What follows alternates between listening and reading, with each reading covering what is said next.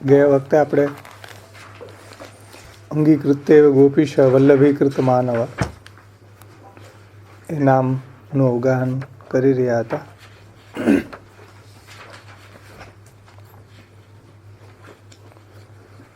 એમાં આપણે શ્રી ગોકુલનાથજીની, પછી શ્રી રઘુનાથજીની અને ત્યાર પછી ચાચા ગોપેશ્વરજીની 3 ટીકા આપણે જોઈ હતી.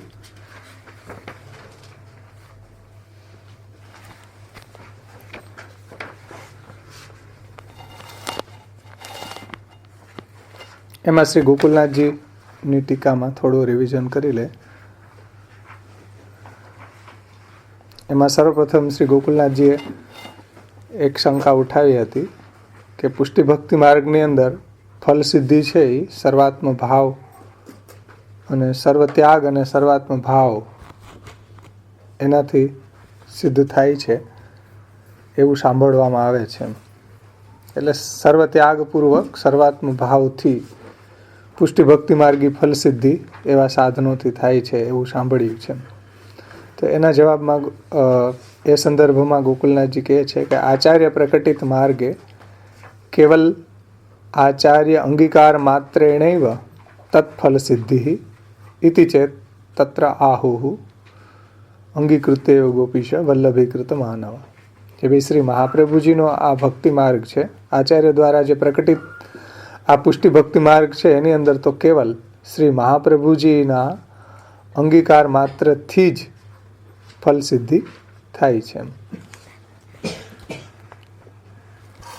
એ અહીંયા વિશેષતા બતાવી છે. અને એ સંદર્ભથી અંગીકૃત્ય ગોપીશ વલ્લભીકૃત માનવ કે અંગીકાર માત્રથી જ શ્રી મહાપ્રભુજી છે એ દૈવી જીવને ગોપીશના પ્રિય બનાવી દે છે.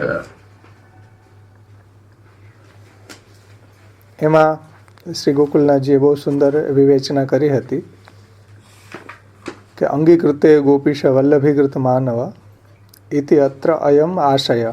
એનો આશય એવો છે આ નામનો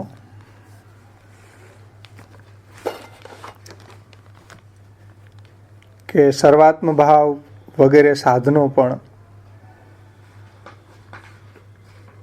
જે સર્વાત્મ ભાવ વગેરે સાધનો છે એ પણ ફલસિદ્ધિમાં એ ભક્તો ઉપર ભગવાનની પ્રીતિ જેમાં સાધનરૂપ છે, બીજું કોઈ અહીંયા કારણરૂપ નથી એવો નિશ્ચય છે. જે ભક્તો છે એને સર્વાત્મ ભાવ સિદ્ધ થયો છે એ પ્રભુને એટલો પ્રિય બની જાય છે કે પ્રભુ પણ એના વગર રહી નથી શકતા. એટલા માટે આવા સર્વાત્મ ભાવવાળાને પુષ્ટિમાર્ગી ફલની પ્રાપ્તિ થાય છે. એનું કારણ ગોકુલનાથજી બતાવે છે. એનું કારણ એ છે કે આવા ભક્તો ભગવાન વગર એક ક્ષણ પણ રહી શકતા નથી અને ભક્તો પણ ભગવાન વગર એક ક્ષણ પણ રહી શકતા નથી. તો એવો જે સર્વાત્મ ભાવ છે એમાં એ ભગવાન છે ભક્તોને એટલા પ્રિય બની જાય છે. અને જો ભગવાનનું પ્રિયપણું માત્ર ફલમાર્ગી શુદ્ધ પુષ્ટિ માર્ગની પ્રવૃત્તિ કરાવનાર એટલે કે પ્રવર્તક એવા શ્રી મહાપ્રભુજી દ્વારા જ જો અંગીકાર થયો છે એને પ્રાપ્ત થતું હોય છે.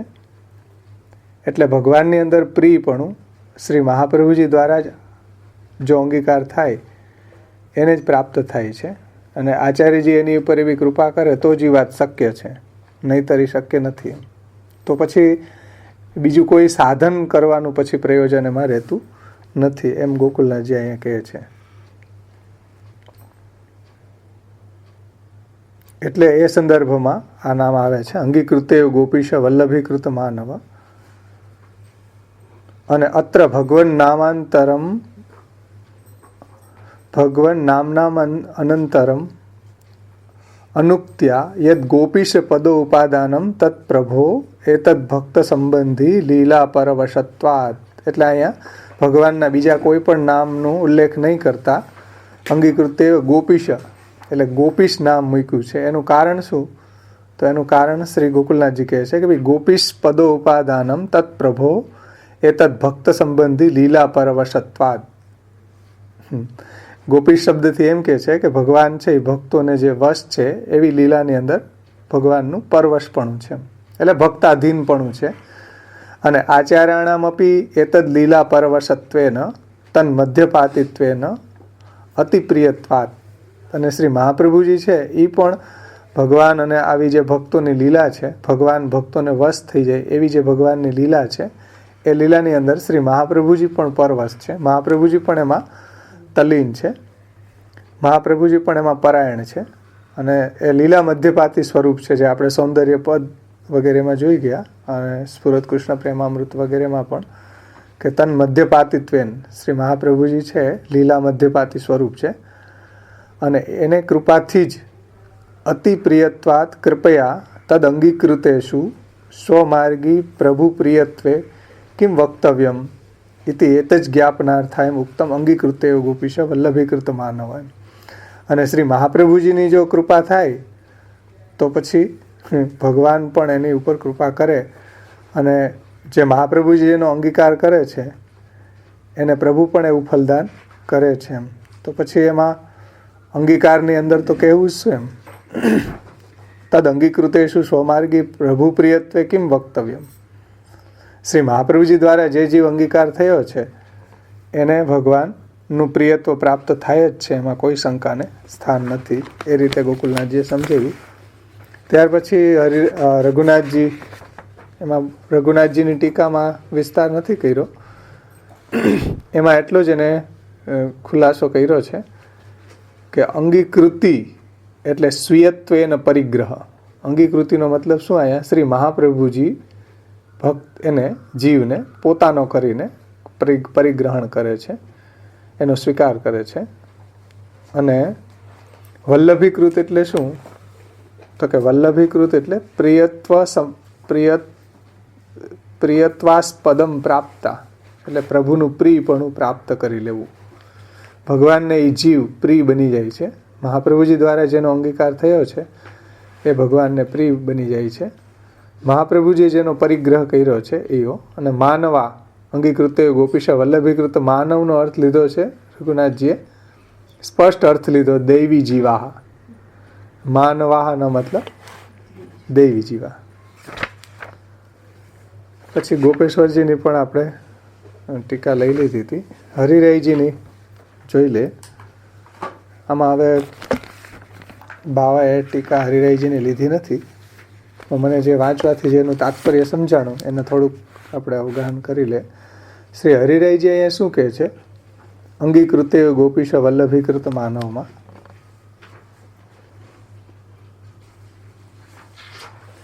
પેજ નંબર 82 ઉપર છેલ્લે જો 4ખ અંગીકૃત્યેવ એટલે અંગીકારેણૈવ, એટલે અંગીકાર માત્રથી જ ગોપીશસ્ય વલ્લભીકૃતા માનવા એન ઇતિ અર્થ. એટલે અંગીકાર માત્રથી જ ગોપીશ એવા ભગવાન શ્રી કૃષ્ણને માનવ એટલે દૈવી જીવ છે એ પ્રિય બની જાય છે. એવ કારેણ સ્વ અંગીકરણ માત્રમેવ તત્ સાધનમ નતુ તેષામ પુનરપી સાધનાદિકમ અપેક્ષ. એટલે એવ શબ્દ મૂક્યો ને હરિરાયજી શું કહે છે? અંગીકૃત્યૈવ એવ. તો એવ શબ્દને સમજાવે છે કે અંગીકૃત્યૈવ ગોપીશ વલ્લભીકૃત માનવ, એમાં એવ શબ્દ મૂક્યો અંગીકૃત્યૈવ અંગીકાર માત્રથી જ. તો એવ કારેણ સ્વ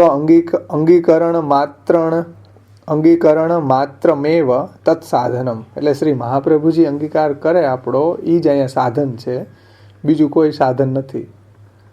નતુ તેષામ પુનરપી સાધનાદિકમ અપેક્ષ, બીજા કોઈ સાધનની અહીંયા અપેક્ષા નથી. એકમાત્ર શ્રી મહાપ્રભુજી આપણને અંગીકાર કરે, શ્રી મહાપ્રભુજી આપણને પોતાનો જાણે, પોતાનો બનાવે, એ જ અહીંયા સાધન છે ભગવાનને પ્રિય થવાનું. ભગવાનને પ્રિય થવાનું એકમાત્ર સાધન છે. એવકાર શબ્દથી હરિરાયજી કહે છે કે એકમાત્ર સ્વ અંગીકરણ માત્રમેવ તત્ સાધનમ. શ્રી મહાપ્રભુજી આપણને પોતાનો માનીને અંગીકાર કરે એ જ અહીંયા સાધન છે, બીજું કોઈ સાધન નથી. અપેક્ષમ કારયિત્વા વા તથા કરોતિ ઇતિ બોધ્યતે. અંગીકૃત્યો અંગીકૃત્યોક્ત્વા ગોપીશ પદોક્ત્યા વલ્લભીકૃતત્વોક્ત્યા ચ સ્ત્રી ભાવે નૈવ તથા ઇતિ ભાવઃ. અહીંયા ગોપીશ પદ મૂક્યું છે ને, એટલે અંગીકૃત્ય ગોપીશ વલ્લભીકૃત એમ જે કીધું છે એનું તાત્પર્ય એ છે કે સ્ત્રી ભાવ એટલે ભોગ્ય ભાવ. ભોગ્ય ભાવ એટલે હું ભગવાન માટે છું એવો ભાવ, હું પ્રભુ માટે છું એવો ભાવ. એટલે સ્ત્રી ભાવથી અંગીકાર છે એમ. સ્ત્રી ભાવથી અંગીકાર છે એનો મતલબ શું કે ભોગ્ય ભાવ, હું મારા પ્રભુ માટે છું, પ્રભુની સેવા માટે છું. જેમ ગોપીજનોએ કીધું કે ત્વયી ધૃતા સવસ્ત્વામ વિચિન્વતે, હે પ્રભુ અમે આપની સેવા માટે જ છીએ, અમે આપની સેવા માટે જ આ દેહ ધારણ કર્યો છે, એવો જે સ્ત્રી ભાવ છે. એટલે અહીં કોઈ શરીરની વાત નથી સ્ત્રી, પણ એવો ભાવની વાત છે. સ્ત્રી ભાવે નૈવ, જો સ્પષ્ટ, હા, ભોગ્ય ભાવ કે હું પ્રભુની સેવા માટે છું એમ, હું ભગવાન માટે છું એવો ભાવ. અને એવો જ અહીંયા માનવત્વોક્ત્યા અનેનૈવ સ્વરૂપેણ તદ્ભાવમ ઉપપાદ્ય તથા કરોતિ ઇતિ ભાવ. એટલે માનવને પણ ગોપીશ પ્રિય થઈ જાય છે એમ. અને માનવને ગોપીશ પ્રિય થઈ જાય છે અને માનવ પણ ગોપીશને પ્રિય થઈ જાય છે, એમ હરિરાયજી કહે છે. એટલે ભગવાન, આપણે તો ભગવાનને પ્રિય બની જાય, તો ભગવાન પણ આપણને પ્રિય બની જાય એમ. આપણને ભગવાનમાં પ્રેમ ન હોય તો એમાં આપણને થઈ જાય. હા, માનવ શબ્દને સમજાવે છે, માનવ શબ્દથી સમજાવે છે. સ્ત્રી ભાવ તો એના એંગલથી સમજાય ને, અંગીકૃત્ય, હા, ગોપીશ વલ્લભીકૃત. અને માનવ શબ્દથી શું સમજાયું? માનવત્વોક્ત્યા અનેનૈવ સ્વરૂપેણ તદ્ભાવમ ઉપપાદ્ય. એટલે આપણને પણ એવા સ્વરૂપમાં, ભગવત સ્વરૂપની અંદર વલ્લભીકૃત, આપણને પણ પ્રિયત્વ પ્રાપ્ત થાય. એટલે જેને જેમ ગોપીશના વલ્લભ બની જાય એમ ગોપીશ પણ ભક્તોને એટલે કે માનવને વલ્લભ બની જાય છે. એટલે ભક્ત જ્યારે ભોગ્ય ભાવ પ્રગટ કરે, એવી ભગવત સેવા કરે, ત્યારે પ્રભુ પણ એના ભોગતા થાય છે એમ. આનું રહસ્ય સમજો કે ભગવાન ભક્તની સેવાના ભોગતા છે. ભક્ત જ્યારે એવો ભોગ્ય ભાવ પ્રગટ કરે, દાસ્ય ભાવ કે હું પ્રભુ માટે છું એમ, સ્ત્રી ભાવ જેને ભોગ્ય ભાવ આપણે કહીએ, તો આપણે જ્યારે એવા ભોગ્ય બનીએ પ્રભુના પહેલાં, તો પ્રભુ પણ આપણી ભગવત સેવાનો અંગીકાર કરીને ત્યારે પ્રભુ પણ એના ભોગતા બને છે. પછી ધીરે ધીરે આપણે એ ભોગ્યની જે પ્રોસેસ છે એની અંદર પસાર થઈ જાય, પછી છેલ્લે ભગવાન પણ એવું ભોગતાનું દાન એ ભક્તને કરે છે. એટલે ભોગ્ય હોવાની પ્રોસેસમાં પાસ થવું પડશે, ત્યારે ભોગતા છે એ પોતાનો ભોગ્ય ભાવ પ્રગટ કરશે. સમજો, પહેલાં ભોગ્ય હોવાની પ્રોસેસની અંદર પાસ થવું પડશે, ત્યારે ભોગતા છે એ પોતાનો ભોગ્ય ભાવ પ્રગટ કરે છે. એટલે અહીંયા આપણે ગોપીશના પ્રિય બની જાય છે અંગીકાર માત્રથી. એટલું જ નહીં, પણ ગોપીશ પણ આપણને ચાહવા માંડે છે. એટલું જ નહીં, પણ આપણે પણ ગોપીશને ચાહવા લાગી જાય એમ.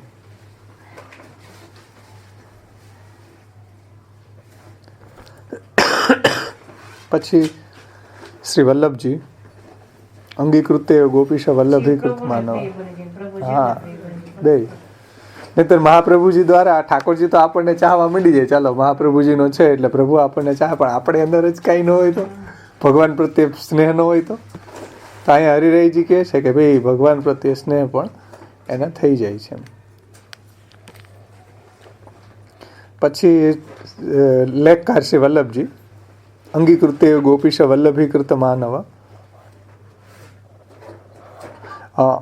અન્ય સાધન વ્યતિરેકેણૈવ સ્વ અંગીકાર માત્રેણૈવ ગોપીશ યશોદોત્સંગ લાલિતસ્ય પૂર્વમ અવલ્લભા પશ્ચાત વલ્લભીકૃતા માનવા. વલ્લભજી એમ કહે છે કે ભાઈ અંગીકૃતે ગોપીશ વલ્લભીકૃત માનવ એમાં અન્ય સાધન વ્યતિરેકેણૈવ સ્વ સ્વ અંગીકાર માત્રેણેવ, એટલે અન્ય સાધન કર્યા વગર જ, અંગીકાર માત્રથી જ શ્રી મહાપ્રભુજી સ્વ અંગીકાર માત્રેણેવ, શ્રી મહાપ્રભુજી પોતાનો જાણી સ્વ અંગીકાર માત્રથી જ ગોપીશસ્ય, ગોપીશ કોણ તો કે યશોદોત્સંગ લાલિતસ્ય, ગોપીશનો અર્થ કર્યો છે અહીંયા યશોદાજીના ઉત્સંગની અંદર લાલિત થયેલા, યશોદાજીના ઉત્સંગની અંદર ખેલતા એવા પ્રભુ શ્રી કૃષ્ણ, બાલકૃષ્ણ પ્રભુ, તો એ ગોપીશ છે. અને એ ગોપીશને પહેલા આપણે કેવા હતા તો કે અવલ્લભા, પેલા પ્રિય નહોતા, સંસારમાં ભટકતા હતા, એટલે કે અવલ્લભા, પેલા અવલ્લભા હતા. અને પશ્ચાત એટલે મહાપ્રભુજી દ્વારા જ્યારે આપણો અંગીકાર થયો ત્યારે વલ્લભીકૃતા માનવા, ત્યારે આપણે ઠાકોરજીને પ્રિય બની ગયા. અહીંયા સાધન શું છે અંગીકૃતિમાં તો કે અન્ય સાધન વ્યતિરેકેણે, અન્ય કોઈ સાધન કર્યા વગર જ એકમાત્ર શ્રી મહાપ્રભુજી દ્વારા આપણો અંગીકાર થાય તો આપણે ગોપીશના પ્રિય બની જાય. પહેલાં આપણે કેવા હતા તો કે અવલ્લભા હતા, એટલે ભગવાનને પ્રિય નહોતા, કારણ કે શ્રી મહાપ્રભુજી આપણો અંગીકાર નહોતો કર્યો ત્યાં સુધી આપણે એવા હતા, સંસાર આસક્ત હતા, સંસારમાં ભટકતા હતા. પણ શ્રી મહાપ્રભુજી દ્વારા જ્યારે આપણો અંગીકાર થાય છે ત્યારે આપણે પણ વલ્લભીકૃતા માનવા એને સહ તથા, તો આપણે પણ પ્રભુને પ્રિય બની જાય છીએ. કેવા પ્રભુ તો કે યશોદોત્સંગ લાલિત પ્રભુ, જાનિતમ પરમ તત્વમ યશોદોત્સંગ લાલિતમ, એમ શ્રી ગુસાઈજી કહે છે. પરમ તત્વ તો યશોદોત્સંગ લાલિત છે, પરબ્રહ્મ શ્રી કૃષ્ણ તો યશોદોત્સંગ લાલિત છે. અંગીકૃત્યા ઇતિ સ્ત્રી પ્રયોગાત પુષ્ટિ ફલદાનાર્થમ સ્ત્રી ભાવે નૈવ અંગીકારો યથા અગ્નિકુમારાણામ ઇતિ ભાવ. એટલે અહીંયા અંગીકૃત્યા ઇતિ સ્ત્રી પ્રયોગાત જે મૂક્યું છે શબ્દ, એનો અર્થ એ થાય કે પુષ્ટિ ફલદાનાર્થમ સ્ત્રી ભાવે નૈવ અંગીકારો, એટલે આપણે સ્ત્રી ભાવથી મતલબ દાસ્ય ભાવથી, ભોગ્ય ભાવથી કે હું પ્રભુની સેવા માટે છું, પ્રભુ મારા સ્વામી છે, મારા રક્ષક છે, એવા ભાવથી, તો સ્ત્રી ભાવે ને અંગીકારો તથા અગ્નિકુમારાણામ ઇતિ ભાવ, એટલે જે રીતે અગ્નિકુમારો હતા, પેલા ઋષિઓ હતા દંડકારણ્યની અંદર તપ કરતા હતા, એને ઠાકોરજીએ અંગીકાર કર્યો એમ શ્રી રામચંદ્રજી રૂપે. જ્યારે પ્રભુ ત્યાંથી પધાર્યા વનવાસમાં તો જે અગ્નિકુમારો હતા, ઋષિઓ હતા, એનો અંગીકાર કર્યો. અને ત્યારે તદેતદ વ્રતાધ્યાય નિરૂપિતમ તેષામ પ્રસાદ રૂપા શક્તિમ સ્ત્રી ભવતી ઇતિ. એટલે આ જ વાતનું વર્ણન વ્રતાધ્યાય, એટલે કાત્યાયની વ્રત જે ભાગવતજીની અંદર અધ્યાય આવે કાત્યાયની વ્રતનો 19મો અધ્યાય, 10મા સ્કંદના 19મા અધ્યાયમાં આ વાત આપી છે કે એ બધી જે અગ્નિકુમારિકાઓ છે, શ્રુતિ રૂપાઓ, ઓલા ઋષિ રૂપાઓ, તો એ વ્રતાધ્યાય એણે વ્રત કર્યું, કાત્યાયની વ્રત કર્યું. એની અંદર આવે છે કે તેષામ પ્રસાદ રૂપા શક્તિ સ્ત્રી ભવતી, એટલે ભગવાનની જે કૃપા પ્રસાદ રૂપા શક્તિ છે એ ત્યાં સ્ત્રી એટલે કાત્યાયની આધિદૈવિક શક્તિ છે ભગવાનની, એ ત્યાં કાત્યાયની રૂપે હતી. એટલે તેષામ પ્રસાદ રૂપા શક્તિ સ્ત્રી ભવતી, એટલે ભગવાનની જે પ્રસાદ રૂપા શક્તિ છે એ પ્રસાદ રૂપા શક્તિ સ્ત્રી એટલે કે કાત્યાયની આધિદૈવિક શક્તિ છે, અને એનાથી ત્યાં ભગવાનની શક્તિ છે, એનાથી ફલ પ્રાપ્તિ થાય છે. એટલે ભગવાનની જે શક્તિ છે પ્રસાદ રૂપા, આપણી અંદર એવી પ્રસાદ રૂપા શક્તિ છે, ક્રિયા શક્તિ કે જ્ઞાન શક્તિ, એને પ્રભુ અંગીકાર કરે છે. એ ભગવાનની જ શક્તિ છે. આપણે જ્યારે સેવા કરી રહ્યા છીએ તો આપણે સેવા કઈ રીતે કરશું? આપણી જ્ઞાન શક્તિને ક્રિયા શક્તિથી, તો એ ભગવાનની જ શક્તિ છે. સમજો, અહીંયા આ જે પ્રસાદ રૂપા શક્તિ છે એ ભગવાનની જ શક્તિ છે આપણી અંદર, અને પ્રભુ એનો જ અંગીકાર કરે છે.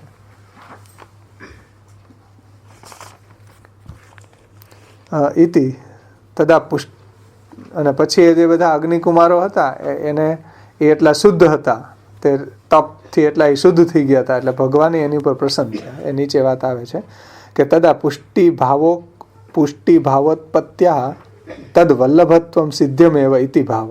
એટલે એવો જ્યારે પુષ્ટિ ભાવ પ્રગટ થાય છે એ ભક્તની અંદર ભગવાનની કૃપાથી, ભગવાનની પ્રસાદ રૂપા શક્તિથી, ત્યારે એ તદ વલ્લભત્વમ સિદ્ધમેવ ઇતિ ભાવ, ત્યારે ભગવાનનો પ્રિય બની જાય છે.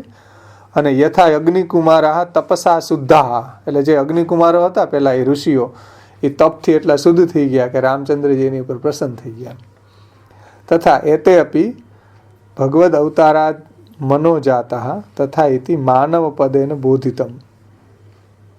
અને યદ્વા માનવા મનુષ્ય હીના તે અપી તથા ભવંતી ઇતિ એતદ અંગીકાર બલમ સૂચિતમ. એટલે માનવા એટલે માનવ કેવો છે તો કે હીના, હીન છે, પણ જ્યારે મહાપ્રભુજી દ્વારા અંગીકાર થાય છે ત્યારે એ એતત અંગીકાર બલમ, અંગીકારના બલથી એ ભગવાનને પ્રિય બની જાય છે. બાકી આપણી શું સ્ટેટસ છે એ આપણે જાણીએ જ છીએ. માનવા ચાંડાલી ચેદ રાજપત્ની જાતા રાજ્યા છે માનિતા કદાચિત અપમાને પી મૂલતઃ કાક્ષતિર્ભવત. આપણે ચાંડાલ જેવા જ છીએ હતા, પણ મહાપ્રભુજીએ જ્યારે આપણો અંગીકાર કર્યો અને આપણે એને ભગવત સેવા પરાયણ બનાવ્યા, ત્યારે આપણે ભગવાનને ગોપીશને પ્રિય બન્યા. એમાં એ રઘુનાથજી કહે છે, આ કોઈ ટીકા લીધી નથી પણ મેં વાંચી તો મને જેવો સેન્ટ્રલ મેસેજ સમજાણો એ હું વ્યક્ત કરી દઉં. કાંઈ અન્યથા કહેતો હોય તો મહાપ્રભુજી ક્ષમા કરે. આવું લાગે છે કે આ શ્લોક જ્યારે મેં વાંચ્યો આમાં ભાગવતજીમાં, એનો આખું કાત્યાયનીનું વ્રતના સંદર્ભમાં બહુ વિસ્તારથી ત્યાં આપ્યું છે. અને એ પહેલાં અગ્નિકુમારા તપસા શુદ્ધા, એ પહેલાં અગ્નિકુમારો હતા, એ પહેલાં એટલું તપ એણે કર્યું કે એટલા એ શુદ્ધ હતા કે રામચંદ્રજી એને જોઈને જ પ્રસન્ન થઈ ગયા. એટલે પછી એની પર બહુ પ્રસન્ન થયા તો એણે કીધું કે ભાઈ અમને એવું અમારી સાથે અમને સ્વરૂપાનંદનું દાન કરો. તો કે અત્યારે તો નહીં, પણ હું કૃષ્ણ રૂપે પ્રગટ થઈશ વ્રજમાં, ત્યારે તમે બધી જે ઋષિઓ છે એ બધી શ્રુતિ આપણે ઋષિ રૂપ આવો. એટલે જે કાત્યાયની વ્રત કર્યું હતું ને કુમારિકાઓ, એ રૂપે તમે પ્રગટ થશો ત્યારે તમારા બધા મનોરથને હું પૂર્ણ કરીશ. એમ તો ત્યાં એક અંગીકૃતો રામચંદ્રજી દ્વારા અંગીકરણ થયું હતું ને, એમ અહીંયા આપણા આચાર્યજી દ્વારા દેવીજીઓનો અંગીકાર થાય છે. પહેલા આપણે કેવા હતા તો કે માનવા મનુષ્ય, માનવાનો અર્થ કર્યો મનુષ્ય, અને એ કેવા હતા હીના, હીન હતા, એમ સંસારમાં આસક્ત હતા, બધા આ અધ્યાસોની અંદર આપણે ડૂબેલા હતા, લોક વેદની અંદર પરાયણ હતા, તો એવા હીન હતા. પણ મહાપ્રભુજીના અંગીકાર બલથી જ ઠાકોરજીને પ્રિય બની ગયા છે.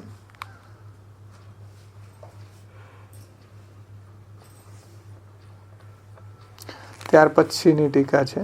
હવે પછીની ટીકા આ પણ નથી લીધી, પણ આ મેં વાંચી તો આમાં કાંઈ વિસ્તાર નથી. 2 લીટી છે આગળ વદનાનલદાસજીની.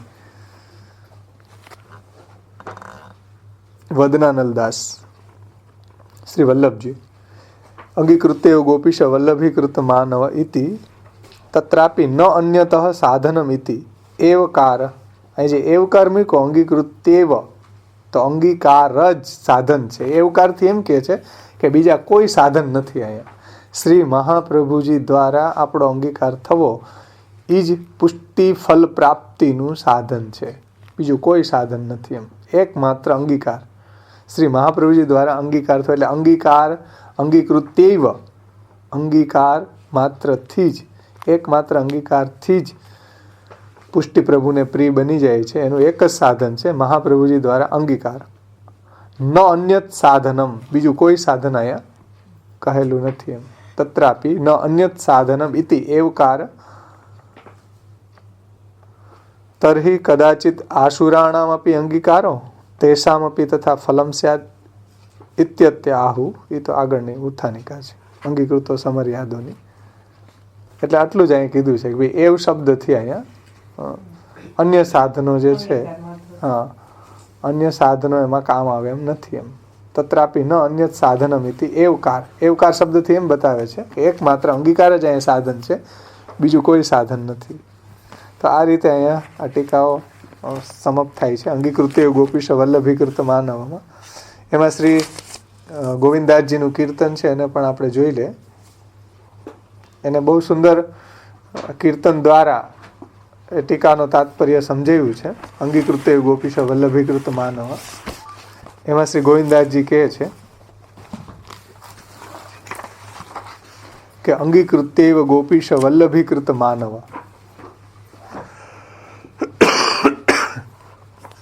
અંગીકૃત્યૈવ ગોપીશ વલ્લભીકૃત માનવ નામ કરી કરુણા કલિકાલ મેં નિજજન કે પૂરે કામ. એટલે અંગીકાર કરવા માત્રથી જ દેવી જીવો છે એ ગોપીશના પ્રિય બનાવી દે છે એવા શ્રી મહાપ્રભુજી છે. શ્રી આચાર્યજી કેવા છે તો કે અંગીકૃત્યૈવ ગોપીશ વલ્લભીકૃત માનવ નામ. અંગીકાર માત્રથી જ અંગીકાર કરવા માત્રથી જ દેવીજીઓને ગોપીશના પ્રિય બનાવી દે છે. કરી કરુણા કલિકાલ મેં નિજજન કે પૂરે કામ. ગોવિંદાસજી કહે છે કે શ્રી મહાપ્રભુજીએ મહાકારુણિક છે અને કરુણા કરી અને આ કલિકાલની અંદર નિજજનોના જે મનોરથ હતા, અલૌકિક મનોરથ હતા, જે કામ હતા, કામ એટલે કામના મનોરથ, એ જે અલૌકિક મનોરથ છે એને શ્રી મહાપ્રભુજીએ પૂર્ણ કર્યા છે. કારણ કે કલિકાલની અંદર જ્યારે ભગવત પ્રાપ્તિના કોઈ સાધનો ન હતા, એટલે ભગવત પ્રાપ્તિ કઈ રીતે થાય એની કોઈ દિશા સૂઝતી ન હતી, એવા સમયમાં શ્રી મહાપ્રભુજી પ્રગટ થઈને નિજજનોના બધા મનોરથને પૂર્ણ કર્યા છે. કયા મનોરથ? ભક્તિ સંબંધી, ભગવત પ્રાપ્તિ સંબંધી, ભગવત ભજન સંબંધી જે બી મનોરથ હતા એને શ્રી મહાપ્રભુજી પૂર્ણ કર્યા છે. અવની તલ મેં આનંદ ભયો ઘર ઘર આઠો જામ. અવની એટલે ભૂતલ ઉપર. શ્રી મહાપ્રભુજીના ભૂતલ ઉપર પ્રાગટ્ય થવાને કારણે આનંદ છવાઈ ગયો અને શ્રી મહાપ્રભુજી દ્વારા જે અંગીકાર થવાથી દૈવી જીવો છે એ પણ પ્રભુને પ્રિય થઈ ગયા. એટલે એવા આનંદની પ્રાપ્તિ, ભગવદ આનંદની પ્રાપ્તિ શ્રી મહાપ્રભુજીએ કરાવી છે સેવા પધરાવીને. એટલે એ કીધું અવની તલ મેં આનંદ ભયો. બે રીતે આપણે મહાપ્રભુજીના એંગલથી અને શ્રી ઠાકોરજીના એંગલથી પણ લઈ શકીએ કે ભૂતલ ઉપર જ્યારે મહાપ્રભુજી પધાર્યા તો જે અંગીકાર કરી અને એને એ ભગવત સેવા, ભગવત પ્રાપ્તિ, ભગવત કથાનો એને આનંદ પ્રાપ્ત થયો. ઘર ઘર આઠો જામ. આઠો જામ એટલે 24 કલાક. 8 યામ, 1 યામ એટલે 3 કલાક, 8 યામ એટલે 24 કલાક. 3 કલાકની 1 યામ હોય.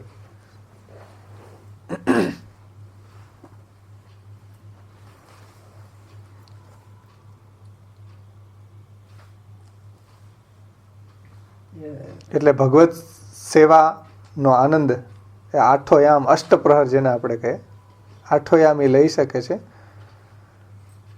અને ભગવાનને માટે જ નિજજનોનું સમગ્ર જીવન બની ગયું. એના માટે જ મહાપ્રભુજી પ્રગટ્યા છે કે જેટલા બી દૈવી જીવો છે, પુષ્ટિ દૈવી જીવો છે, એને ભગવત પ્રાપ્તિ કેમ થાય. અષ્ટપ્રહરી ભગવત સેવા પરાયણ કઈ રીતે રહે, ભગવત કથા પરાયણ કઈ રીતે રહે, એ જ પ્રયોજન છે. એને ચિત્તસ્તત પ્રવણમ પ્રભુમાં કઈ રીતે થાય, પ્રપંચની વિસ્મૃતિપૂર્વક એને ભગવાનમાં નિરોધ સિદ્ધ કઈ રીતે થાય. આ અષ્ટપ્રહરનું તાત્પર્ય એ જ છે કે ઘર એ અહર્નિશ આનંદમાં, આઠો પ્રહર એને ભગવત સેવાના આનંદમાં જ મગ્ન રહે. એમ આઠો જામ તો ભગવત સેવા પરાયણ રહે એવી પ્રાપ્તિ કરાવવાવાળા શ્રી મહાપ્રભુજી છે. એવા આનંદની અંદર જ્ઞાનમ ભક્તિશ્ચ સતતમ ચક્રવત પરિવર્તતે. દિવસ પુરુષાણામ તથા સ્ત્રીણામ રાત્રે ચ દિવસે તથા જ્ઞાનમ ભક્તિશ્ચ સતતમ ચક્રવત પરિવર્તતે. તો આ રીતે આઠો યામ એ ભગવત સેવા અને ભગવત કથામાં પરાયણ રહે એવું શ્રી મહાપ્રભુજી નિજજનોને ફલ પ્રદાન કરે છે. અને નિજજનોનું સમગ્ર જીવન પ્રભુ માટે જ બની જાય છે અને હંમેશા એ આનંદ નિમગ્ન એને બનાવી દે છે શ્રી મહાપ્રભુજી. એટલે કીર્તનમાં આવે ને, આનંદ મેં બીતત સબ યામ મહા મહોત્સવ શ્રી ગોકુલ ગામ. એમાં એ જ વાત આવે કે બધા ભગવાન પ્રગટ થયા વ્રજમાં, પછી બધાના આઠો યામ છે આનંદમાં જ વીતતા હતા. એમ આનંદ મેં બીતત આઠો યામ મહા મહોત્સવ શ્રી ગોકુલ ગામ. એટલે અહીંયા શ્રી ગોવિંદાસજી કહે છે કે અવની તલ મેં આનંદ ભયો ઘર ઘર આઠો જામ સુભગ મૂર્તિ શ્રી વલ્લભ હૈ દેખે નખ શીખ અભિરામ. અભિરામ એટલે મનોહર, પ્રિય, સુંદર, આકર્ષક, ઘણા બધા અર્થ થાય. અભિરામ, અભિરામ એટલે મનોહર, પ્રિય, સુંદર, આકર્ષક. તો સુભગ મૂર્તિ શ્રી મહાપ્રભુજી છે. સુભગ એટલે એની અંદર 6 ઐશ્વર્ય, વીર્ય, યશ, શ્રી, જ્ઞાન અને વૈરાગ્ય બિરાજમાન છે. જે વાત શ્રી સ્ફુરત કૃષ્ણ પ્રેમામૃતમાં હરિરાયજીએ સમજાવી છે કે સુભગ મૂર્તિ સકરુણા. તો સુભગ મૂર્તિ એટલે સુભગ, જેની અંદર ઐશ્વર્યાદિ 6 ગુણો બિરાજમાન છે એવા શ્રી મહાપ્રભુજી છે. એવી સુભગ મૂર્તિ આપની છે. એ આપનું સૌંદર્ય છે. ઐશ્વર્ય, વીર્ય, યશ, શ્રી, જ્ઞાન, વૈરાગ્ય. તો એ સુભગ મૂર્તિ શ્રી મહાપ્રભુજી છે. એમાં ઐશ્વર્યાદિ ભગ બિરાજે છે. અને શ્રી મહાપ્રભુજી કેવા છે? નખ શીખ પર્યંત અભિરામ છે. નખ શીખ પર્યંત આપ મનોહર છે, પ્રિય છે, સુંદર છે. દૈવી જીવોને આનંદ આપવા વાળા છો. તો નખથી શીખ પર્યંત આપ મનોહર છે, પ્રિય છે, સુંદર છે. શ્રી મહાપ્રભુજીનું નામ પણ ગુસાઈજી કીધું, અતિ સુંદર. સર્વોત્તમ સ્તોત્રમાં આગળ આવશે. તો એવા શ્રી મહાપ્રભુજીનું સ્વરૂપ છે. સાક્ષાત વસ્તુતઃ કૃષ્ણ જ છે. એટલે દૈવી જીવોને દર્શન માત્રથી જ આનંદની પ્રાપ્તિ કરાવવાવાળા શ્રી મહાપ્રભુજી છે. અબ ચિંતા સબ મીટ ગઈ, પ્રગટ ભયો સુખ કો ધામ. એટલે હવે મહાપ્રભુજીના પ્રાગટ્ય થવાથી દૈવી જીવોની બધી જ ચિંતા દૂર થઈ ગઈ. એમ કઈ ચિંતા હતી? ભગવત પ્રાપ્તિ સંબંધી. ભગવાનની પ્રાપ્તિ થતી ન હતી. જે આગળ ઉત્થાનિકા આપણે જોઈ ગયા, દયા નિજ મહાત્મ્યમ કરીશન પ્રકટમ હરિ વાન્યા યદા તદા શ્વાસમ પ્રાદુર્ભૂતમ ચકારે. તો દૈવી જીવોની મોટી ચિંતા એ જ હતી, ભગવત પ્રાપ્તિનો અભાવ. ભગવત પ્રાપ્તિ ન થતી હતી. એ મહાપ્રભુજીના પ્રાગટ્ય થવાથી દૈવી જીવોને ભગવત સેવા, ભગવત કથા, તો ભગવત પ્રાપ્તિ થઈ એટલે બધાની ચિંતા દૂર થઈ ગઈ કે હવે અમને બીજી કોઈ ચિંતા નથી. હવે અમે કૃતાર્થ થઈ ગયા. શ્રી મહાપ્રભુજી પ્રગટ્યા એટલે બધા દૈવી જીવો કૃતાર્થ થઈ ગયા. એની ચિંતા બધી દૂર થઈ ગઈ. અને પ્રગટ ભયો સુખ કો ધામ. ખાલી ચિંતા જ દૂર થઈ એટલું જ નહીં, સુખનું ધામ એ પણ પ્રગટ થયું. ધામ એટલે ઘર થાય, પ્રકાશ, નિવાસ સ્થાન, ઘણું બધો અર્થ એને ધામના થાય.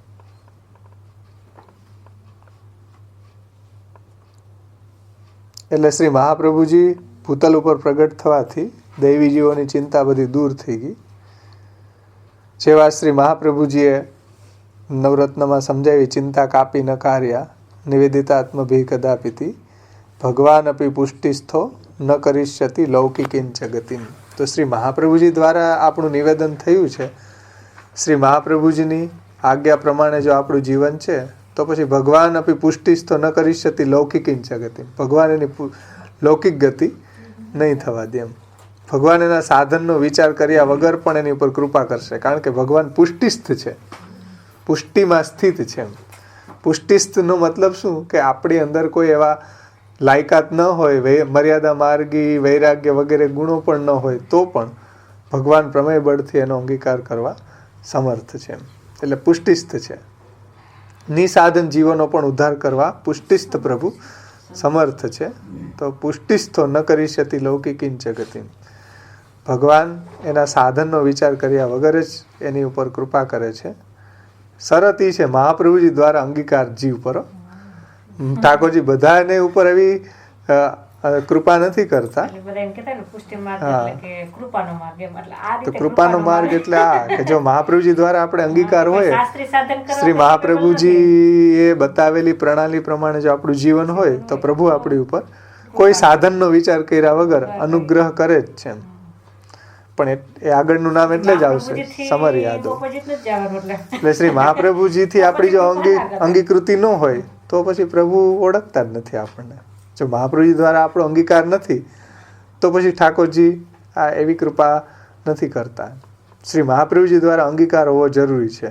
એટલે 84, 252 ભગવદીઓના પ્રસંગોમાં આવે કે ભાઈ ઠાકોરજીના દર્શન કદાચ એને પ્રમેય બળથી ભગવાન પહેલા આપી દે, છતાંય એને મહાપ્રભુજી દ્વારા જ અંગીકૃતિ બતાવે છે. જેમ બુલા મિશ્ર હતા તો એને હવે હઠ આગ્રહ હતો તો ઠાકોરજી એને દર્શન આપ્યા. એમ પણ દર્શન આપ્યા પણ એને ભક્તિ ન મળી. ભક્તિ ક્યાંથી મળશે?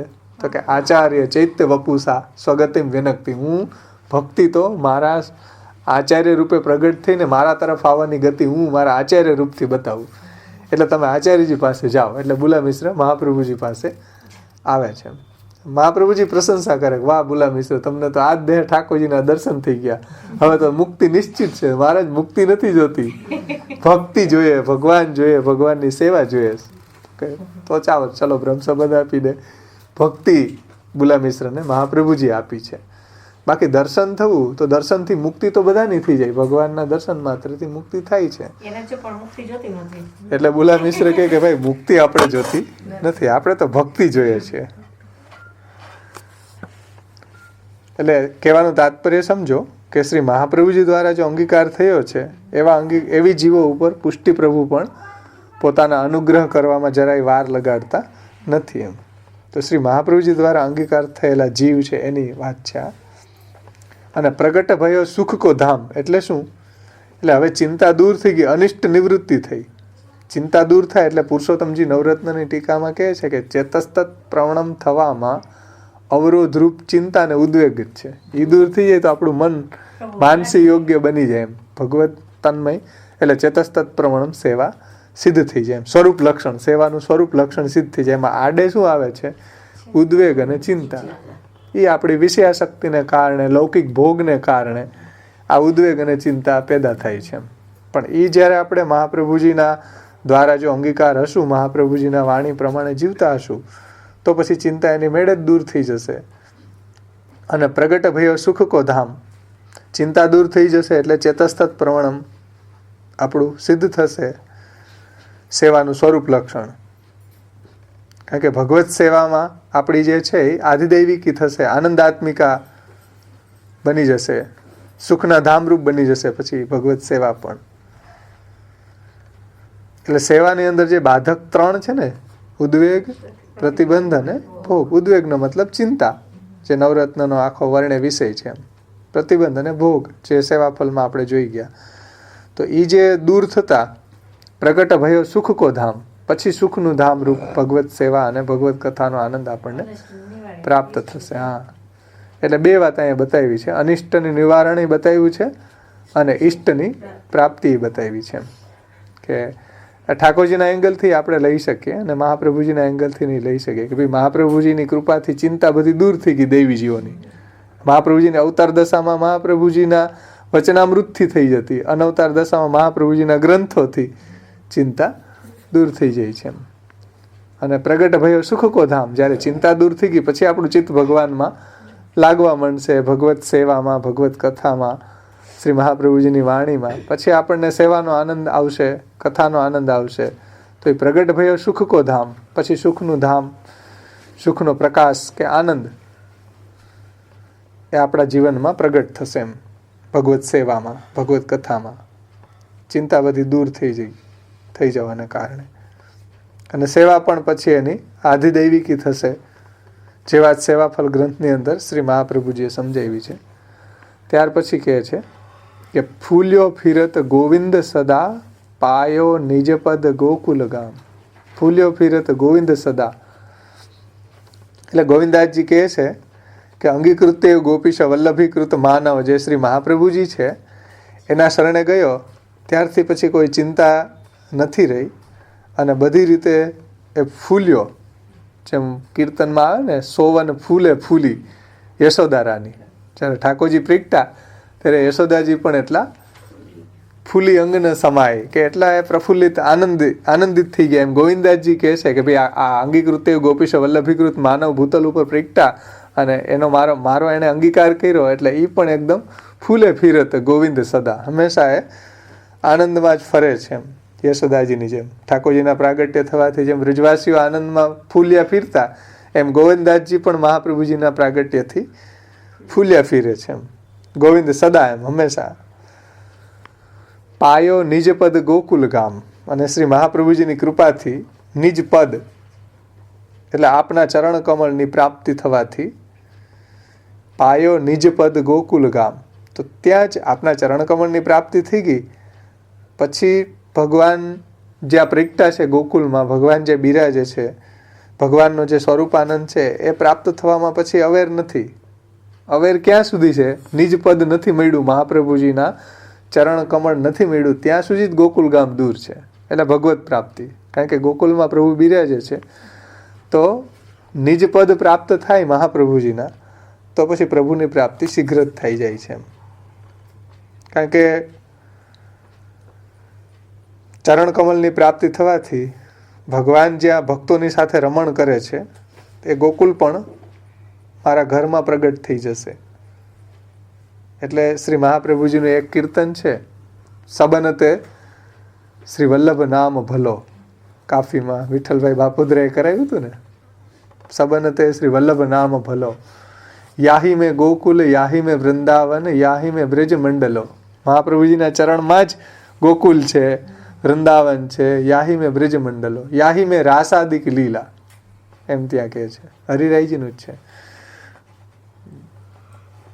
વલ્લભ નામ ભલો, સબનતે શ્રી વલ્લભ નામ ભલો, યાહી મેં ગોકુલ, યાહી મેં વૃંદાવન, યાહી મેં બ્રજ મંડલો.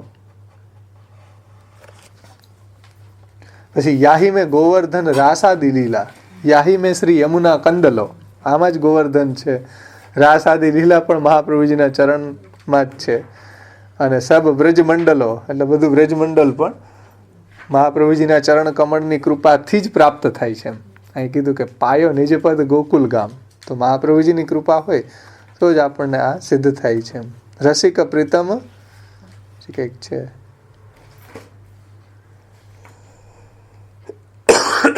રસિક પ્રીતમ શ્રી વલ્લભ તજ વૃથા હિત ઉત ન ચલો, સબનતે શ્રી ગોકુલ નામ ભલો, સબનતે શ્રી વલ્લભ નામ ભલો.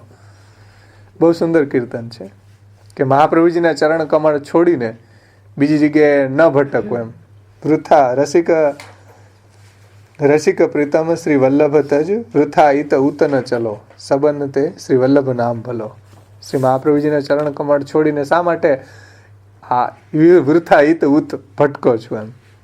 કારણ કે મહાપ્રભુજીના ચરણ કમળની કૃપાથી જ આવું ભગવાનની પ્રાપ્તિ, ભગવાન જે જગ્યાએ લીલા કરે છે ગોકુલ વૃંદાવન વગેરે, એ મહાપ્રભુજીના ચરણ કમળની કૃપાથી જ પ્રાપ્ત થાય છે. એટલે આપણે ત્યાં આમાં સચિત્રમાં જ પ્રસંગ આવે ને કે બધા ભક્તો સહિત વ્રજમાં પધાર્યા તો એને નિત્ય લીલાના ત્યાં દર્શન કરાવ્યા એમ. એ જ ગોકુલ, એ જ વૃંદાવન, ત્યાં પ્રભુની જે લીલા સ્થલી છે એનું દર્શન શ્રી મહાપ્રભુજીના ચરણ કમળની કૃપાથી પ્રાપ્ત થાય છે. એટલે ગોવિંદાસજી કહે છે કે ફૂલ્યો ફિરત ગોવિંદ સદા, પાયો નિજ પદ ગોકુલ ગામ. તો એવા શ્રી મહાપ્રભુજીના ચરણ કમળ પ્રાપ્ત થવાથી ભગવદ લીલા પરિકર સહિત આપણને પ્રાપ્તિ થાય છે, ભગવત સ્વરૂપની પ્રાપ્તિ થાય છે, લીલા વિશિષ્ટ પ્રભુના સ્વરૂપની પ્રાપ્તિ થાય છે. કારણ કે શ્રી મહાપ્રભુજીના ચરણ કમળની કૃપાથી જે સિદ્ધ થાય છે, બીજા કોઈ સાધનથી લભ્ય નથી. એમ અંગીકૃત્યવ ગોપીશ વલ્લભીકૃત માનવ નામ. અંગીકૃત્યવ અંગીકાર માત્રથી જ ગોપીશ એવા ભગવાન શ્રી કૃષ્ણના પ્રિય બનાવી દેવાવાળા એવા શ્રી મહાપ્રભુજી ભૂતલ ઉપર પ્રગટીને આ રીતે દૈવીજીઓ ઉપર કૃપા કરે છે. એ વાત અહીંયા ગોવિંદાસજીએ સમજાવી.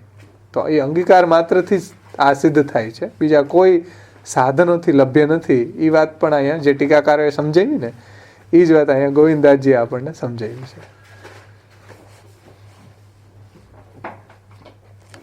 ત્યાર પછીનું આગળનું હવે આપણે ટીકાનું અવગાન કરશું. અંગીકૃતો સમર્યાદો,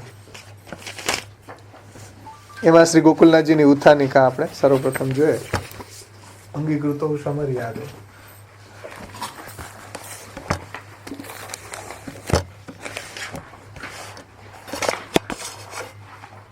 શ્રી ગોકુલનાથજી આગળના નામની ઉત્થાનિકા. અંગીકૃતો સમર્યાદો. અંગીકૃતો સમર્યાદાનો અર્થ થાય મર્યાદા, પુષ્ટિ માર્ગી મર્યાદા સહિત અંગીકાર છે. અહીંયા કોઈ મર્યાદા માર્ગી મર્યાદાથી અંગીકૃતિ નથી, પણ પુષ્ટિ ભક્તિ માર્ગી મર્યાદાથી આપણો અંગીકાર છે. અંગીકૃતો સમર્યાદો. કઈ મર્યાદા? તો કે પુષ્ટિ માર્ગની મર્યાદાથી અંગીકાર છે. હવે પુષ્ટિ માર્ગની મર્યાદા કઈ એ ગોકુલનાથજીએ સમજાવ્યું છે. અહીંયા કોઈ મર્યાદા માર્ગી કોઈ મર્યાદાની વાત નથી. અને હરેક ધર્મ સંપ્રદાયની અંદર કોઈક મર્યાદા હોય છે, એ ધર્મ સંપ્રદાયની પોતાની. હરેક ધર્મ સંપ્રદાયને તમે જુઓ તો પોતપોતાના ધર્મ સંપ્રદાયની કોઈક ને કોઈક ડિસિપ્લિન હોય છે, કોઈ પ્રોટોકોલ હોય છે, કોઈ મર્યાદા હોય છે કે એ મર્યાદાનું પાલન જો કરો તો તમે એમાં એન્ટર થઈ શકો. એમ ન કરો એ તો ગુડ બાય. હરેક ધર્મ સંપ્રદાયની આ ડિસિપ્લિન હતી. પુષ્ટિ માર્ગની અંદર જ એક એવું છે બધા ભામ ભેગી થઈ જાય ત્યાં. કોઈ મર્યાદા પાડવી નથી, પણ ભેગા બધાય થઈ જાય. એવું ક્યારેય હોઈ શકે નહીં. શાસ્ત્રની ડિસિપ્લિનથી આપણે જોઈએ તો કોઈક હરેક ધર્મ સંપ્રદાય એટલે વારસો, એક મર્યાદા. તો એક હરેક ધર્મ સંપ્રદાયની કોઈને કોઈ મર્યાદા હોય છે. તો એ વાત અહીંયા શ્રી ગોકુલનાથજી બહુ સુંદર રીતે સમજાવ્યું છે કે અંગીકૃતો સમર્યાદો. એના પ્રથમ શંકા કરે છે કે નનુ અંગીકૃતો કહ પ્રકાર, એટલે અંગીકાર કયા પ્રકારે છે, એટલે અંગીકારની પ્રક્રિયા શું? એમાં તમે આગળ તો કહી દીધું કે ભાઈ અંગીકાર માત્રથી જ ગોપીશ ભગવાન શ્રી કૃષ્ણને પ્રિય બની જાય છે, દૈવીજીવ. એમ આ શ્રી મહાપ્રભુજી એવા છે કે અંગીકાર માત્રથી જ દૈવીજીવોને ભગવાનને પ્રિય બનાવી દે છે. તો એમાં પ્રક્રિયા શું, કઈ રીતે પ્રિય બની જાય છે? એટલે કહે છે કે અંગીકૃતો કહ પ્રકાર, એટલે અંગીકાર કયા પ્રકારે કરે છે શ્રી મહાપ્રભુજી? અંગીકૃતો કહ પ્રકાર ઇતિ આશંકાયામ અંગીકાર પ્રકારમાહુ, એટલે અંગીકારનો પ્રકાર બતાવે છે.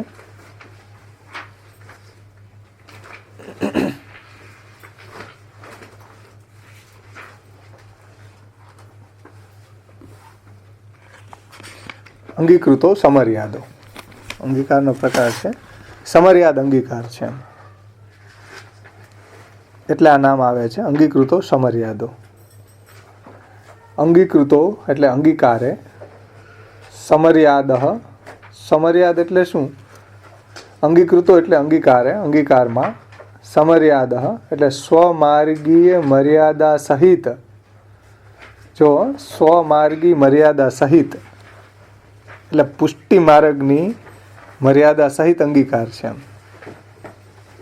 મર્યાદા માર્ગી મર્યાદા નહીં, સ્વમાર્ગી શબ્દ મૂક્યો ગોકુલનાથજીએ. સ્વમાર્ગી મર્યાદા સહિત અંગીકાર.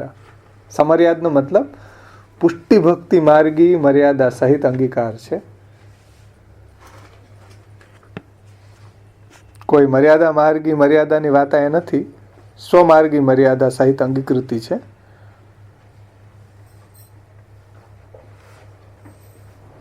એટલે આપણે ત્યાં સમર્યાદ અંગીકાર છે. અને સાકાહ એટલે સાકા ઇતિ આશંક્યામ ઉચ્યતે, એટલે એ શું, એ મર્યાદા શું, એ તો કયો, એ મર્યાદા કઈ?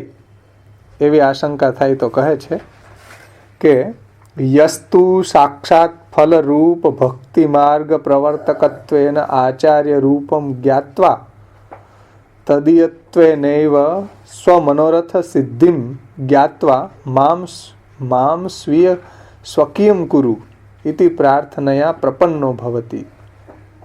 એટલે સ્વમાર્ગી યસ્તુ અહમ,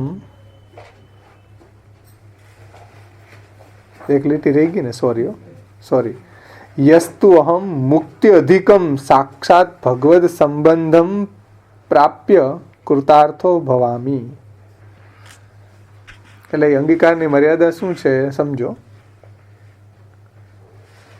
કે મુક્તિથી પણ અધિક સાક્ષાત ભગવત સંબંધ મને પ્રાપ્ત થાય.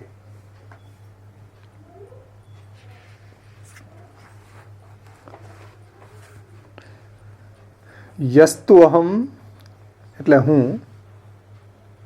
હું જે મુક્તિથી પણ અધિક સાક્ષાત પ્રભુનો સંબંધ પ્રાપ્ત કરીને હું કૃતાર્થ થઈશ, મારું કલ્યાણ થશે, કે હું કૃતાર્થ થાઉં છું.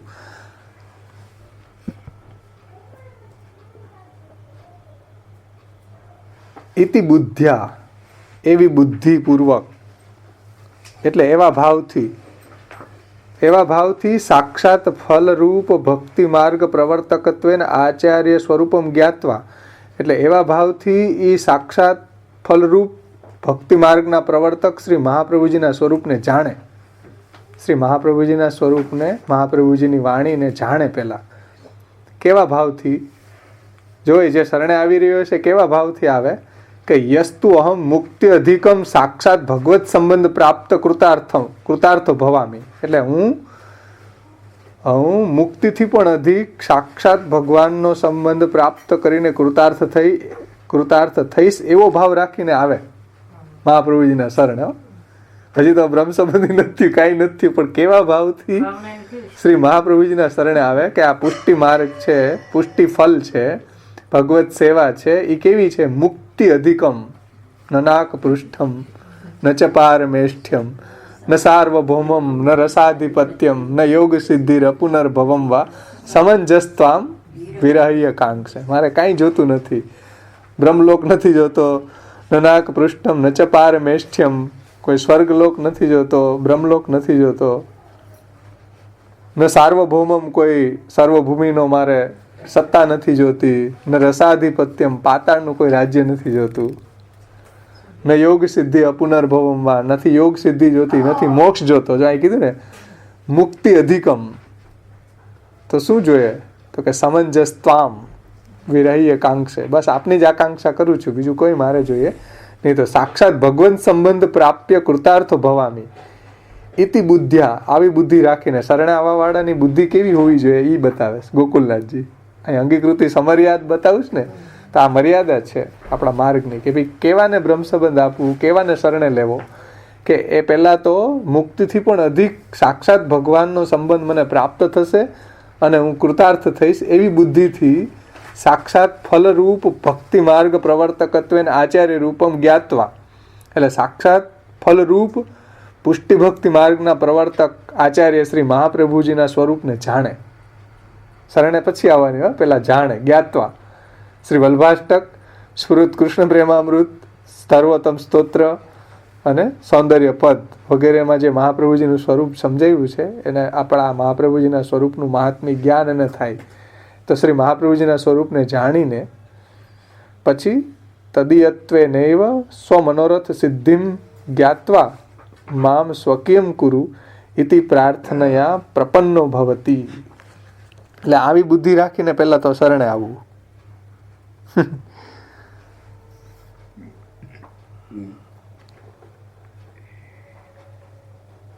અને તદીયત્વે નૈવ, અને તેમનો સેવક થવાથી જ, તદીયત્વેન એવ, તદીયત્વેન એવ સ્વમનોરથ સિદ્ધિમ જ્ઞાત્વા મામ સ્વકીયમ કુરુ.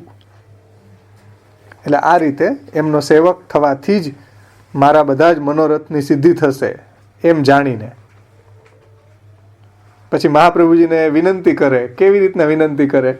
કે મામ સ્વકીયમ કુરુ, હે મહાપ્રભુજી મને પોતાનો કરો, મને આ માર્ગની અંદર દીક્ષિત કરો, મને ભગવત સેવા કરવી છે એમ. એટલે જે મને આપ પોતાનો કરો, પોતાનો સેવક બનાવો એમ. ઇતિ પ્રાર્થનયા પ્રપન્નો, એવી પ્રાર્થના કરીને મહાપ્રભુજીના શરણે આવે.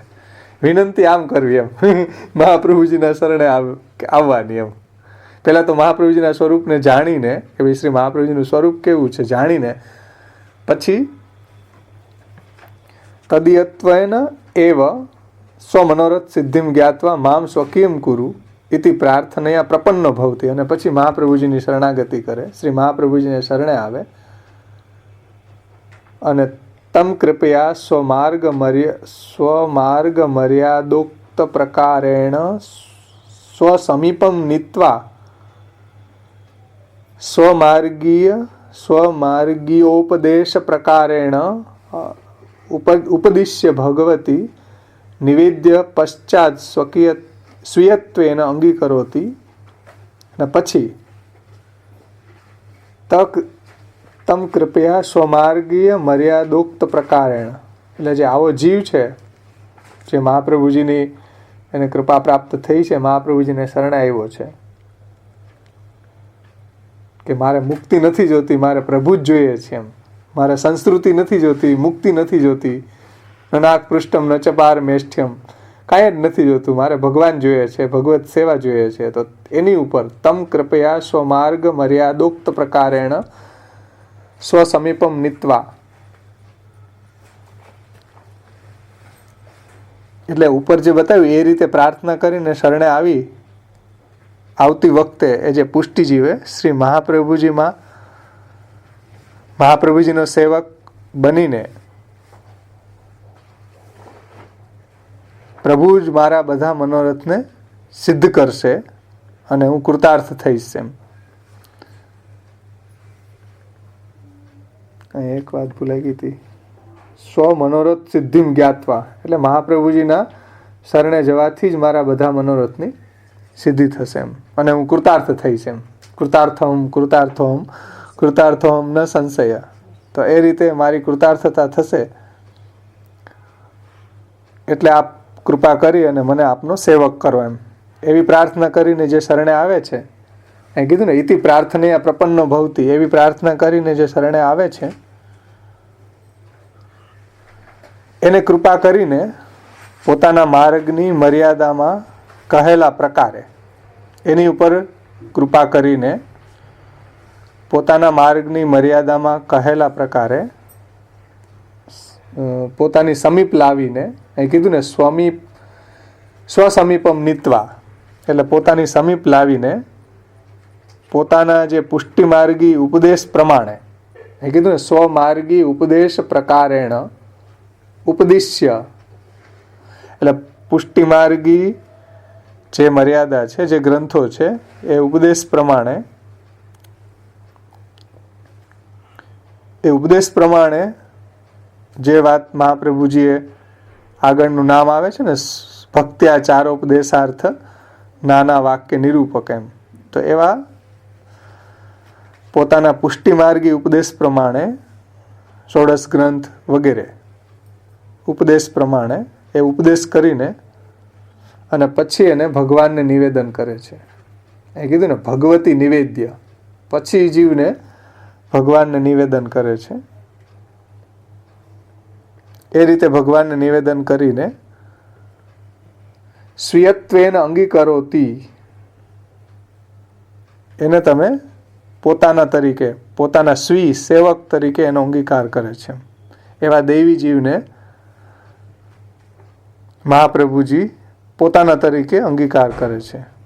ક્યારે? એની પ્રોસેસ કેટલી છે? અહીં કીધું ને પહેલા જ એને શંકામાં એ કહી દીધું ભાઈ અંગીકૃતો કહ પ્રકાર, અંગીકારનો પ્રકાર શું છે એમ. પછી એમ કહે છે કે ભાઈ સ્વમાર્ગી મર્યાદા સહિત અંગીકાર, તો એમાં સા કાહ, એટલે મર્યાદા શું, કઈ રીતે અંગીકાર કરો છો, તો એની આખી પ્રોસેસ બતાવી કે જે આવાવાળો જીવ છે એ પહેલાં તો મુક્તિથી પણ અધિક સાક્ષાત ભગવાનનો સંબંધ મને પ્રાપ્ત થશે અને હું કૃતાર્થ થઈશ, એવી બુદ્ધિથી સાક્ષાત ફલરૂપ ભક્તિ માર્ગના પ્રવર્તક શ્રી મહાપ્રભુજીના સ્વરૂપને જાણીને અને પછી તદિયત્વેન એવ, એ મહાપ્રભુજીની કૃપાથી જ મારા બધા મનોરથ છે એ પૂર્ણ થશે એમ જાણીને મામ સ્વકીયમ કરું, એ મહાપ્રભુજી મને પોતાનો કરો, એવી પ્રાર્થના કરશે. અને એવી પ્રાર્થનાથી પ્રપન્નો ભવતી, એવી પ્રાર્થનાથી જ્યારે એ શ્રી મહાપ્રભુજીને શરણે આવે છે ત્યારે શ્રી મહાપ્રભુજી કૃપા કરી અને સ્વમાર્ગી મર્યાદોક્ત પ્રકારેણ, સ્વમાર્ગી જે આપણી ગ્રંથો છે, તો સ્વમાર્ગી મર્યાદોક્ત પ્રકાર એટલે સ્વમાર્ગની જે મર્યાદા છે એને એ રીતે સ્વસમીપમ નીત્વા, પોતાની સામે લાવીને સ્વમાર્ગી ઉપદેશ પ્રકારેણ, એટલે સ્વમાર્ગનો પહેલા ઉપદેશ કરીને અને પછી ભગવતી નિવેદ્ય, એટલે પછી ભગવાનને નિવેદન, એટલે બ્રહ્મસંબંધ, પછી એનું બ્રહ્મસંબંધ થશે. અને સ્વકીયત્વે નૈવ અંગીકરોતી, અને પછી એનો પોતાના તરીકે અંગીકાર કરે છે. સો અસ્મિન માર્ગે અંગીકાર પ્રકાર ઇતિ જ્ઞાપનાય ઉક્તમ અંગીકૃતો સમર્યાદો. તો આ આપણી મર્યાદા શું છે સ્વમાર્ગની, તો આટલી મર્યાદા બતાવી મહાપ્રભુજીએ, કે મહાપ્રભુજી પહેલા એને ગ્રંથો સમજાવશે, પછી સ્વમાર્ગી ઉપદેશ, અહીં કીધું ને સ્વમાર્ગી ઉપદેશ પ્રકારેણે, એટલે સ્વમાર્ગનો ઉપદેશ આપીને પહેલા તો જીવનું કર્તવ્ય બતાવ્યું કે જીવે કેવી રીતના શરણે આવું મહાપ્રભુજીને. પછી શ્રી મહાપ્રભુજી શું કરશે, તો કે કૃપા કરીને સ્વમાર્ગની મર્યાદોક્ત પ્રકારેણ, આપણા માર્ગની મર્યાદા પ્રમાણે એ પોતાની સમીપ લાવીને અને સ્વમાર્ગનો ઉપદેશ આપીને, જેમ 84 વૈષ્ણવના પ્રસંગમાં આવે ને કે એને બધું જ ઉપદેશ આપીને, બ્રહ્મસંબંધ આપીને બધો સેવા પ્રકાર શીખવી. અબ તુમ ઘર મેં જાકે સેવા કરો. હા, તો એ બધા સિદ્ધાંતો એને સમજાવીને પછી એને ભગવતી નિવેદ્ય, એટલે પછી ભગવાનને એનું નિવેદન કે સમર્પણ કરાવશે. અને તત્પશ્ચાત સ્વીયત્વેન અંગીકરોતી, અને પછી મહાપ્રભુજીને પોતાનો તરીકે અંગીકાર કરે છે કે જ્યારે એ આ માર્ગની મર્યાદાને પોતે પાડે, આ માર્ગની જે મર્યાદા છે, ષોડશ ગ્રંથ, તત્વાર્દીપ નિબંધમાં જે સર્વનિર્ણયમાં જે કર્તવ્ય ઉપદેશ બતાવ્યો છે, એ બધી મર્યાદાનું પાલન કરે ત્યારે સ્વકીયત્વેને અંગીકારો થયો, ત્યારે મહાપ્રભુજી એનો પોતાનો સ્વકી માને છે. ત્યાં સુધી નથી. તો હા, અને મહાપ્રભુજી જ્યારે અંગીકાર કરી લે આ રીતે, તો પછી ઠાકોરજીને પ્રિય બની જાય છે. પણ અંગીકારની મર્યાદા આ છે કે પહેલાં તો આપણે મહાપ્રભુજીને શરણે જવું, પહેલાં તો મહાપ્રભુજીના સ્વરૂપને જાણવું. એની પહેલાંય પુષ્ટિ ભક્તિ માર્ગ છે, ભગવાનનો સંબંધ થવો એ મુક્તિથી પણ અધિક છે એવું જાણીને, એવી બુદ્ધિથી, એવા ભાવનાથી પુષ્ટિ ફલરૂપ પુષ્ટિ ભક્તિ. દર વખતે ટીકાકારો આ શબ્દ કેમ મૂકે? સાક્ષાત ફલરૂપ ભક્તિ માર્ગ, સાક્ષાત ફલરૂપ ભક્તિ માર્ગ. જે વાત આપણે ભક્તિ માર્ગ આપજો માર્તંડમાં જોઈ ગયા ને, કે ભક્તિ છે આપણે ત્યાં કોઈ સાધન નથી, ભક્તિ આપણે ત્યાં ફલ છે, પંચમ પુરુષાર્થ રૂપ છે, ફલ રૂપ છે. અને ભક્તિ માર્ગ આપજો માર્તંડમાં જોઈ ગયા કે પીબતમ ભાગવતમ રસમાલયમ, હા, તો એ ફલ છે. એટલે એ જ્યારે મુક્તિથી પણ અધિક ફલની મને પ્રાપ્તિ થાય એવી ભાવનાથી જ્યારે મહાપ્રભુજીને શરણે આવે, મહાપ્રભુજીના સ્વરૂપને જાણે અને મહાપ્રભુજીનો હું બની જઈશ તો મારા બધા મનોરથ સિદ્ધ થશે અને એને હું કૃતાર્થ થઈશ, એવી ભાવનાથી મહાપ્રભુજીને વિનંતી કરે કે મામ સ્વકીયમ કુરુ, મને પોતાનો કરો, એમ એવી પ્રાર્થના કરી અને મહાપ્રભુજીને શરણે આવે. ત્યારે મહાપ્રભુજી કૃપા કરી અને એને સ્વમાર્ગી મર્યાદાનો ઉપદેશ આપે. એ સ્વમાર્ગી મર્યાદાનો ઉપદેશ આપ્યા પછી ભગવતી નિવેદ્યો, પછી ભગવાનને એનું નિવેદન કરે, બ્રહ્મ સંબંધ કરાવે અને એ પ્રમાણે જીવે ત્યારે સ્વકીયત્વેન અંગીકારોતી, એ મહાપ્રભુજી એને પોતાનો તરીકે જાણે. સો અસ્મિન માર્ગે અંગીકાર પ્રકાર, આ આપણા માર્ગની અંદર અંગીકારનો પ્રકાર છે કે ભાઈ આપણે પણ જે મહાપ્રભુજીએ જે બ્રહ્મ સંબંધની મર્યાદા છે, જે મહાપ્રભુજીના ગ્રંથોની જે મર્યાદા છે, નાના વાક્ય નિરૂપક, આપણા મહાપ્રભુજી ભક્ત્યાચારોપદેશાર્થ નાના વાક્ય નિરૂપકની જે મર્યાદા છે એ પ્રમાણે જો આપણે જીવતા હશું તો મહાપ્રભુજી સ્વકીયત્વેને અંગીકારોથી, તો આપણને પોતાનો માનીને આપણો અંગીકાર કરશે. અને અંગીકાર એ રીતે કરશે તો આપણે ગોપીશના પ્રિય બનશું. આ રીતે જો આપણે મર્યાદા પાડતા જ નથી તો ગોપીશના પ્રિયની વાત તો ક્યાં રહી? મહાપ્રભુજી જ પોતાનો નથી માનતા.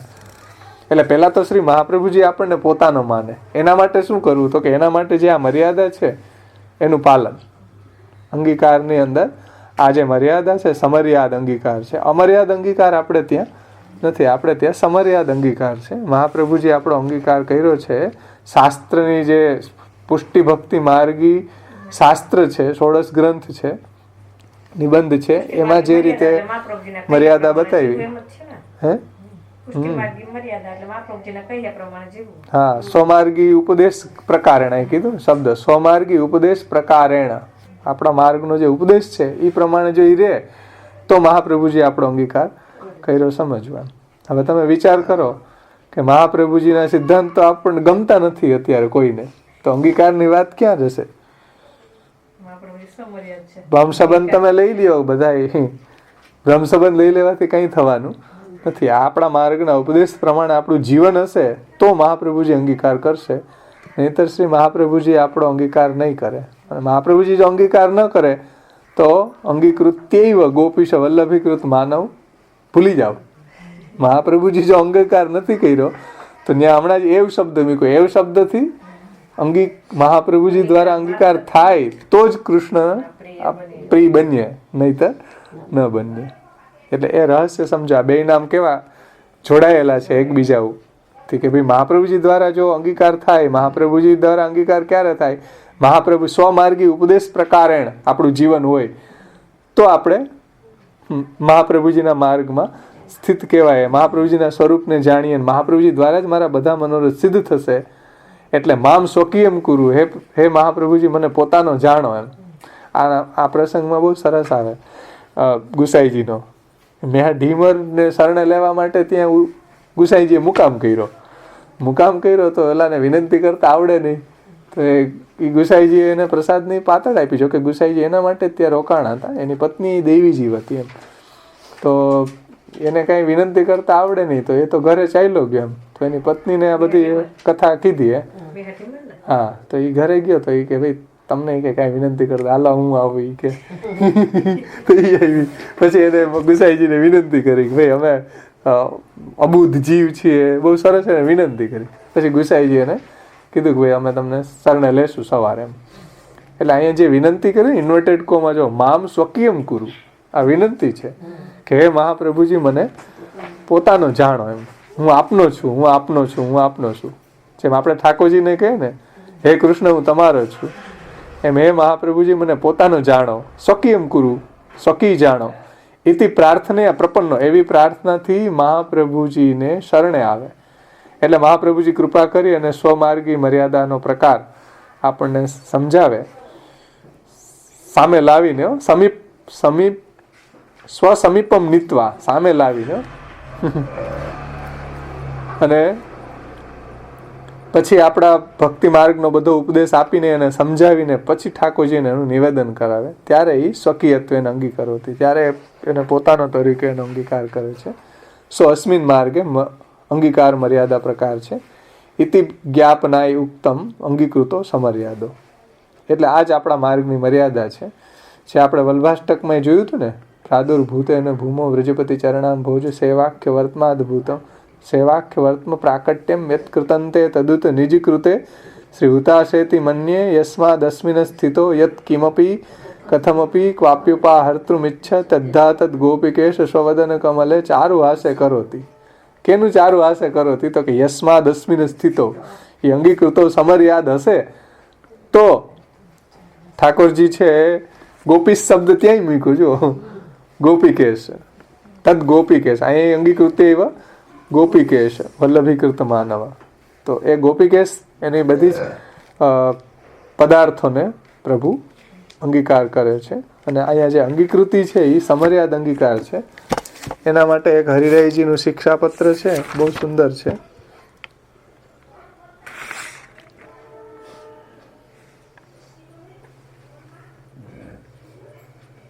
અને અહીંયા જે કીધું છે કે ઇતિ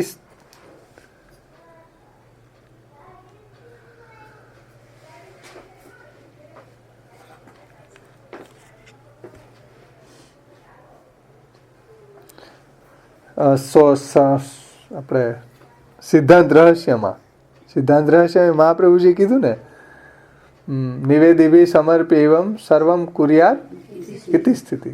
ઇતિ સ્થિતિનો મતલબ આ માર્ગની મર્યાદા છે. અસમર્પિત વસ્તુનામ તસ્માદ વર્જનમાચરેત નિવેદિભી સમર્પ્યવમ સર્વમ કુર્યાત ઇતિ સ્થિતિ. તો ઇતિ સ્થિતિ એટલે આ મર્યાદા છે માર્ગની. એમ કે જો આ રીતે કોઈ જીવશે નિવેદન કરીને પ્રભુને, તો એ પુષ્ટિ ભક્તિ માર્ગની મર્યાદાને પાડી રહ્યો છે. એમાં શિક્ષાપત્રમાં શ્રી મહાપ્રભુજી હરિરાયજીએ બહુ સરસ એક વાત સમજાવી છે. 10મું શિક્ષાપત્ર છે. એમાં આખું શિક્ષાપત્ર અંગીકૃતિ ઉપર જ છે, અંગીકૃતો સમર્યાદા ઉપર.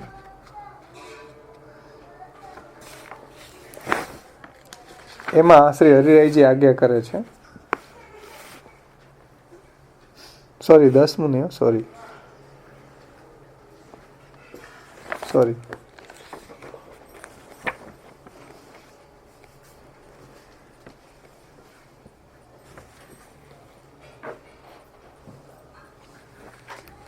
31મું.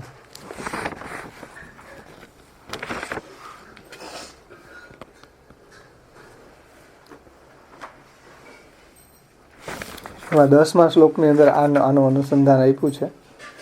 એમાં 10મા શ્લોકમાં હરિરાયજી કહે છે, આમ તો આખું શિક્ષાપત્ર જ એ સંદર્ભમાં છે કે ભાઈ વ્રજભક્તોની અંગીકાર કઈ રીતે થાય છે, શ્રુતિરૂપાની અંગીકૃતિ કઈ રીતે છે, ઋષિરૂપાની કઈ રીતે છે, અને આધુનિક ભક્તોની કઈ રીતે છે, એ એમાં બતાવ્યું છે. થોડુંક એમાંથી અંગીકૃત સમર્યાદ સર્વાપ્ય અંગીકૃતા સ્વતઃ એતસ તદુક્તમ આચાર્ય તદુક્ત મર્યાદા સ્થિતિર્હિ હિતકારિણે. એમાં હરિરાયજી કહે છે 10મા શ્લોકમાં કે अपने तो अंगीकार में मर्यादा सहित पुष्टि आचार्य जी श्री महाप्रभु के ही है. पुष्टि में मर्यादा सहित आपते सर्व अंगीकार किए हैं तासा उनके वचनामृत की मर्यादा में स्थिति है सो अपने को हितकारी है। એટલે મહાપ્રભુજીના વચનામૃતોની મર્યાદામાં સ્થિત રહેવું એ સમર્યાદ અંગીકાર છે. શ્રુતિરૂપા અને ઋષિરૂપાનો અંગીકાર જે છે એ આગળ બતાવ્યો છે, થોડુંક આપણે લઈએ તો આનંદ આવશે એમાં. કે वर्ण दो प्रकार को है. वर्ण એટલે अंगीकृति, साक्षात और परंपरा. यह दो ही भांति के भेद है. श्री हरिरायजीએ વાત કરી છે કે અંગીકૃતો સમર્યાદોમાં જે મર્યાદા સહિત અંગીકૃતિ છે એમાં શું મર્યાદા છે તો કે સ્ત્રી ભાવ. નनु અંગીકૃતો સત્યામ સ્ત્રી ભાવે નૈવ સર્વેષામ વલ્લભીકરણત્વેન કિમ પ્રયોજનમ ઇત્યત્ર આહો અંગીકૃતો સમર્યાદો. એટલે ઉપર જે કીધું ને કે ભાઈ અંગીકૃતે ગોપીશ વલ્લભીકૃત માનવા, એમાં ઉપર એમ કીધું કે વલ્લભીકૃત્વોક્ત્યા ચ સ્ત્રી ભાવે નૈવ તથા ઇતિ ભાવે. એટલે એમાં જે ભોગ્ય ભાવ છે, ભોગ્ય બની જાય કે હું ભગવાનને માટે છું એમ.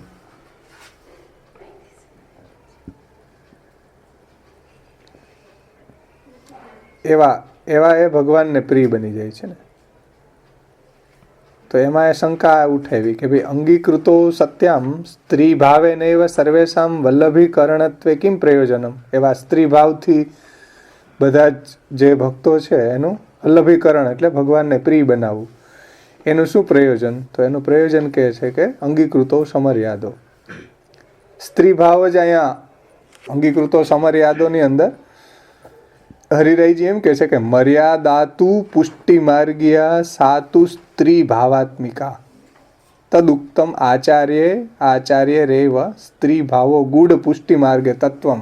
એવું સુબોધનીજીમાં 18મા અધ્યાયના 6 શ્લોકના 5મા શ્લોકમાં શ્રી મહાપ્રભુજી કીધું છે કે પુષ્ટિ ભક્તિ માર્ગની અંદર સ્ત્રી ભાવો ગૂઢ પુષ્ટિ માર્ગે તત્વમ. પુષ્ટિ ભક્તિ માર્ગની અંદર જે ગૂઢ સ્ત્રી ભાવ છે એ તત્વ છે. એટલે અહીંયા કઈ અંગીકૃતિની મર્યાદા શું તો કે સ્ત્રી ભાવ. સ્ત્રી ભાવ એટલે શું તો કે ભોગ્ય ભાવ. ભોગ્ય ભાવ એટલે સમર્પણનો ભાવ. બ્રહ્મ સંબંધની અંદર જે હે પ્રભુ હું આપનો છું, આપના માટે મારું બધું છે, દેહ ઇન્દ્રિય પ્રાણ અંતઃકરણ દારા આગાર પુત્ર આપ્ત, એટલે હું ભગવાનને માટે છું. તો એવો જે ભોગ્ય ભાવ છે એની મર્યાદાથી અંગીકૃતિ છે. અને એ જ વાત સુબોધનીજીમાં મહાપ્રભુજીએ કીધી છે કે સ્ત્રી ભાવો ગૂઢ પુષ્ટિ માર્ગે તત્વમ. ગૂઢ સ્ત્રી ભાવ પુષ્ટિ માર્ગમાં તત્વ છે. જે ભગવાનની અંદર ગૂઢ સ્ત્રી ભાવ છે, જ્યારે ભક્ત જે આવી રીતના ભોગ્યની, અહીંયા સ્ત્રી મતલબ કોઈ ફિઝિકલી સ્ત્રીની વાત નથી, પણ હું ભગવાનના માટે છું એવો ભાવ, એમ સમર્પણનો ભાવ, દાસ્ય ભાવ, હું પ્રભુ માટે છું એવો ભાવ.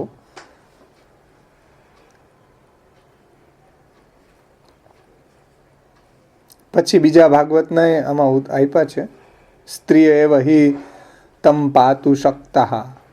સુબોધનીજી 10:26 એની કારિકા 4માં. પછી તદ્દુરાપત્વે અપી તદાશયા તદ ભજનમેવ. એ 10:44-60 ઇતિ ચ તેન તન્મર્યાદયા તદ ભાવે નૈવ અંગીકારમ કરોતિ ઇતિ અર્થ. તો તેન તન્મર્યાદયા, તો આ સ્ત્રી ભાવની મર્યાદા. સ્ત્રી ભાવ એટલે ભોગ્ય ભાવની. તો આવા ભાવથી જ અંગીકાર છે. તદ ભાવે નૈવ અંગીકારમ કરોતિ ઇતિ અર્થ. એટલે આવા ભાવથી, આવો ભાવ એટલે સ્ત્રી ભાવ. સ્ત્રી ભાવ એટલે ભોગ્ય ભાવ, ભગવાનને માટે, હું ભગવાનને માટે છું એવો ભાવ. એમ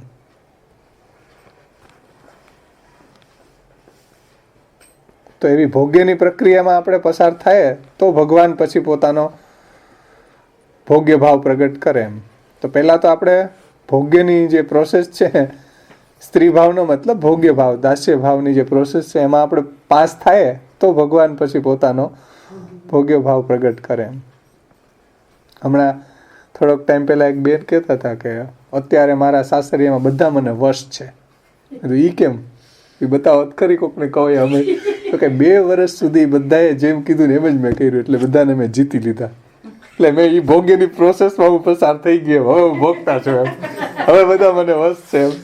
એટલે મને આ વાત યાદ આવી કે જરૂર ઠાકોરજી એ જ વાત કરે છે કે પહેલા તમે ભોગ્યની પ્રક્રિયામાં પસાર થાવ, પછી તમને હું ભોગતા બનાવું, કે પછી હું તમને વસ થાવ. મેં કીધું આ તો બહુ સુંદર ઉપાય તમે બતાવ્યો કે 2 વર્ષથી કે મેં બધા સભ્યોની જેમ કે એમ જ કરતી રહી, કે અત્યારે હવે કે બધા મને વસ છે.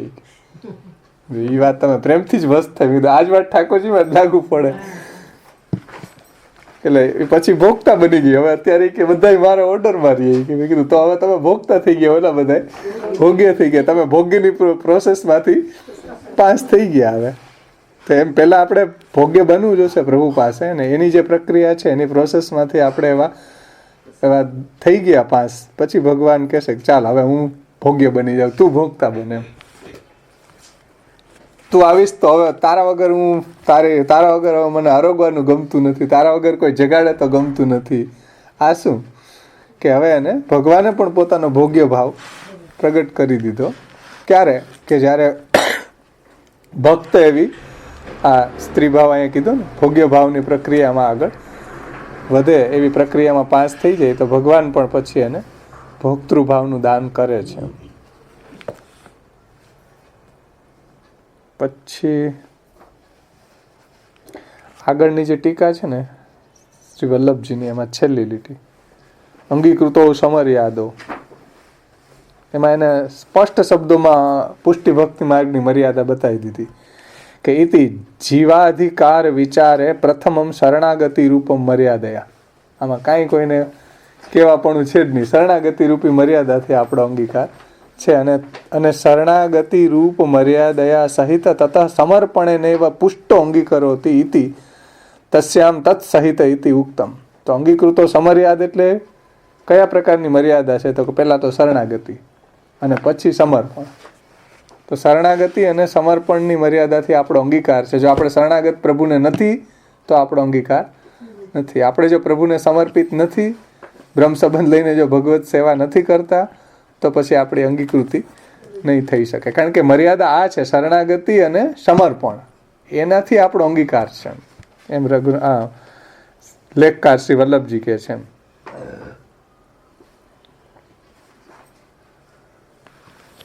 જો કે પ્રથમમ શરણાગતિ રૂપમ મર્યાદયા સહિત અને તતઃ સમર્પણેન પુષ્ટો અંગીકરોતિ ઇતિ તસ્યામ તત્સહિત ઇતિ ઉક્તમ. એટલે શરણાગતિ રૂપ જે મર્યાદા છે, જે મહાપ્રભુજી વિવેક ધૈર્યાશ્રય કૃષ્ણાશ્રયમાં બતાવી છે, અશક્યવા સુશક્યવા સર્વથા શરણમ હરિ, કોઈ પણ દેશ કાલ દ્રવ્ય કરતા મંત્ર કર્મનો આશ્રય કર્યા વગર કૃષ્ણ એવ ગતિર્મમ, કૃષ્ણ જ મારા આશ્રય સ્થાન છે, એ જે સિદ્ધાંત બતાવ્યો છે. અને સમર્પણનો સિદ્ધાંત જે બ્રહ્મ સંબંધ દ્વારા સમર્પણની જે મર્યાદા બતાવી, સિદ્ધાંત રહસ્ય, નવરત્ન ગ્રંથ વગેરેમાં જે સમર્પણની વાત બતાવી છે, એ રીતે જો આપણું સમર્પણ હશે તો પછી આપણે એ મર્યાદાનું પાલન કરતા હશું તો આપણે ગોપીશના પ્રિય બની શકશું. એટલે મુખ્ય 2 વાત અહીંયા લેખકારજીએ બતાવી છે કે પ્રભુની શરણાગતિ અને સમર્પણ. આપણે એમ કહીએ કે અમે જે દિવસે બ્રહ્મ સંબંધ લેશું તે દિવસે જ અસમર્પિત ખાશું, જે દિવસે લગ્ન થાય તે દિવસે જ તલાકના કાગળિયા થઈ જાય, તો જે દિવસે બ્રહ્મ સંબંધ થાય તે દિવસે આપણે અસમર્પિત થાય. જે દિવસે બ્રહ્મ સંબંધ થાય તે દિવસે તો સમર્પિત થવાનું હોય ને. એ આપણી મર્યાદા છે માર્ગની, શરણાગતિ અને સમર્પણની, કે ભાઈ નામ દીક્ષા લીધી તો હવે હું અનન્ય પ્રભુનો અનન્ય થઈને રહીશ, અન્ય આશ્રય નહીં કરું, પ્રભુનું જે અષ્ટાક્ષર મંત્ર છે એનું સ્મરણ કરીશ. અને સમર્પણની અંદર જે નિવેદિભી સમર્પ્યવમ સર્વમ કુર્યાદિતિ સ્થિતિ, સર્વ કાંઈ પ્રભુને સમર્પણ કરવું વગેરે, તો એની મર્યાદાથી આપણે અંગીકૃતિ છે. એ વાત અહીંયા લેખકાર શ્રી વલ્લભજી કહે છે. અને ત્યાર પછી વદનાનલદાસજી, આ કોઈ લીધી નથી, મેં વાંચીને મને જે કાંઈ આમાં મહાપ્રભુજીની કૃપાથી સમજાણું એ હું તમારી સામે એક્સપ્લેન કરું છું. અંગીકૃતો ગોપીશ વલ્લભીકૃત માનવમાં આપણે જોયું હતું કે અંગીકૃતિ એવ તત્રાપી ન અન્યત સાધનમ ઇતિ એવ કાર. એટલે બીજું કોઈ સાધન અહીંયા નથી.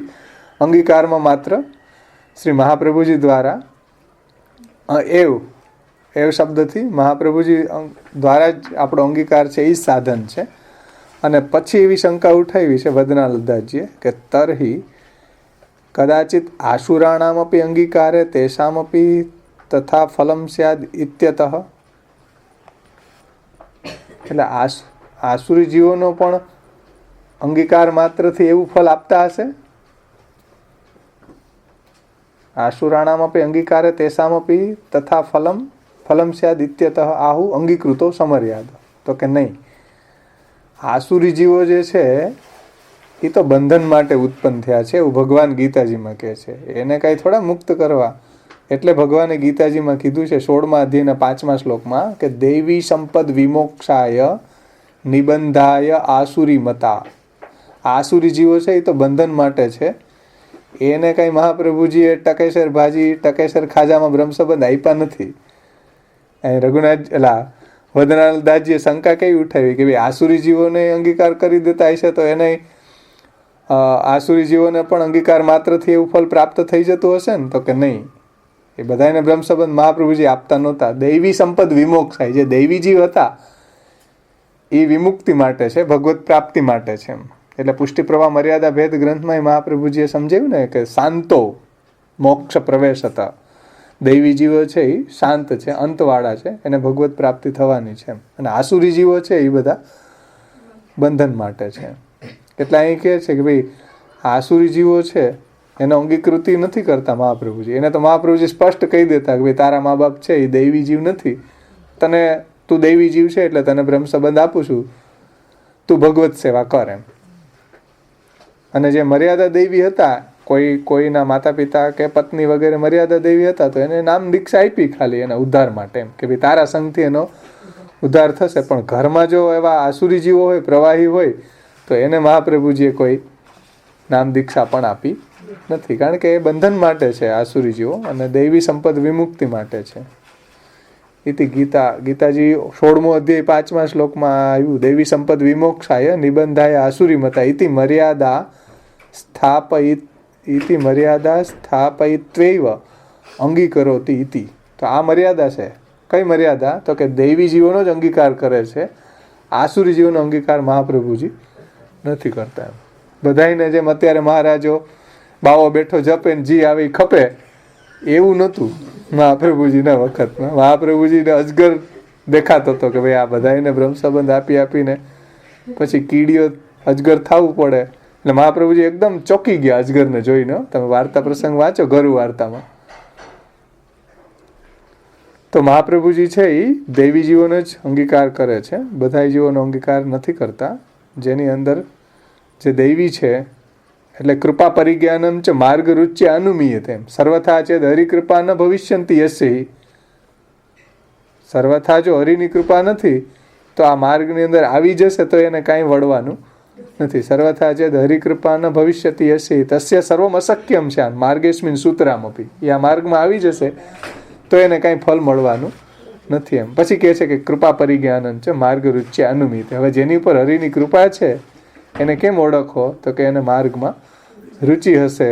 આગળ જે કીધું ને ગોકુલનાથજીએ સમજાવ્યું ને કે એને મુક્તિથી પણ અધિક સાક્ષાત ભગવત સંબંધની મને પ્રાપ્તિ થાય ને હું કૃતાર્થ થાવ એવા ભાવથી શરણે આવે કે મુક્તિથી અધિક એને આ ફલ મુક્તિથી અધિક લાગવા માંડે પુષ્ટિ ભક્તિ માર્ગ.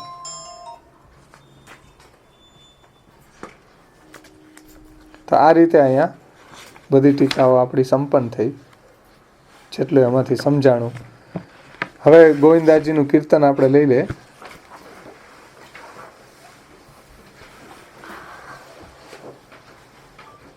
અંગીકૃતો સમર્યાદો.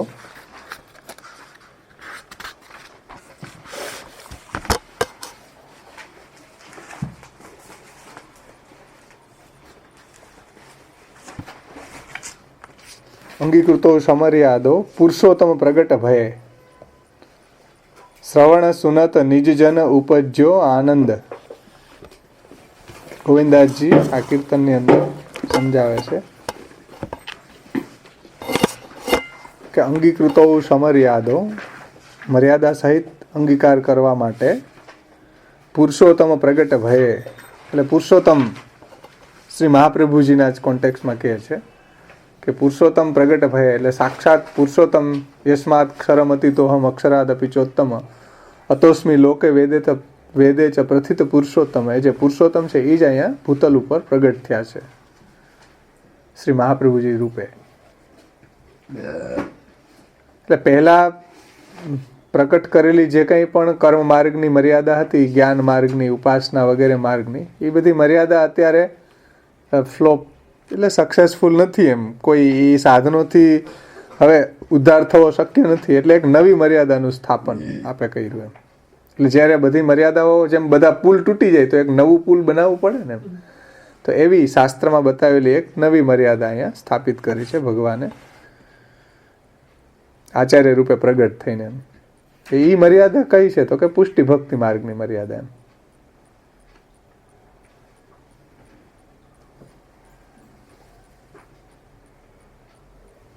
પહેલા જે મર્યાદા હતી વેદસ્ય વિદ્યમાનત્વાત મર્યાદા આપી વ્યવસ્થિત, તો એ જે મર્યાદા હતી હવે એ મર્યાદાથી ઉદ્ધાર થાય એમ નથી. કારણ કે દેશ કાલ દ્રવ્ય કરતા મંત્ર કર્મ એની શુદ્ધિ નથી. તો શું કરવું હવે? તો એક નવી મર્યાદા ઇન્ટ્રોડ્યુસ થઈ છે. એ શું? અથાપી ધર્મ માર્ગેણ સ્થિત્વા શ્રી ભાગવત માર્ગેણ સકથન ચિત્તરિષ્યતિ. એ ભાગવત માર્ગની એક મર્યાદા પ્રગટ થઈ છે. જ્યારે બીજી બધી મર્યાદાઓ સર્વ માર્ગેશુ નષ્ટેશુ કલો છે ખલ ધર્મિણી, તો સર્વ માર્ગ નષ્ટપ્રાય જેવા થઈ ગયા, ત્યારે એક નવી મર્યાદા કૃષ્ણ એવ ગતિર્મમ, કૃષ્ણની શરણાગતિ, કૃષ્ણની ભક્તિ. એમ તો એ અંગીકૃતો સમર્યાદો પુરુષોત્તમ પ્રગટ ભય, એ મર્યાદાનું સ્થાપન કરવા માટે પુરુષોત્તમ પોતે જ આચાર્ય રૂપે પ્રગટ થયા છે.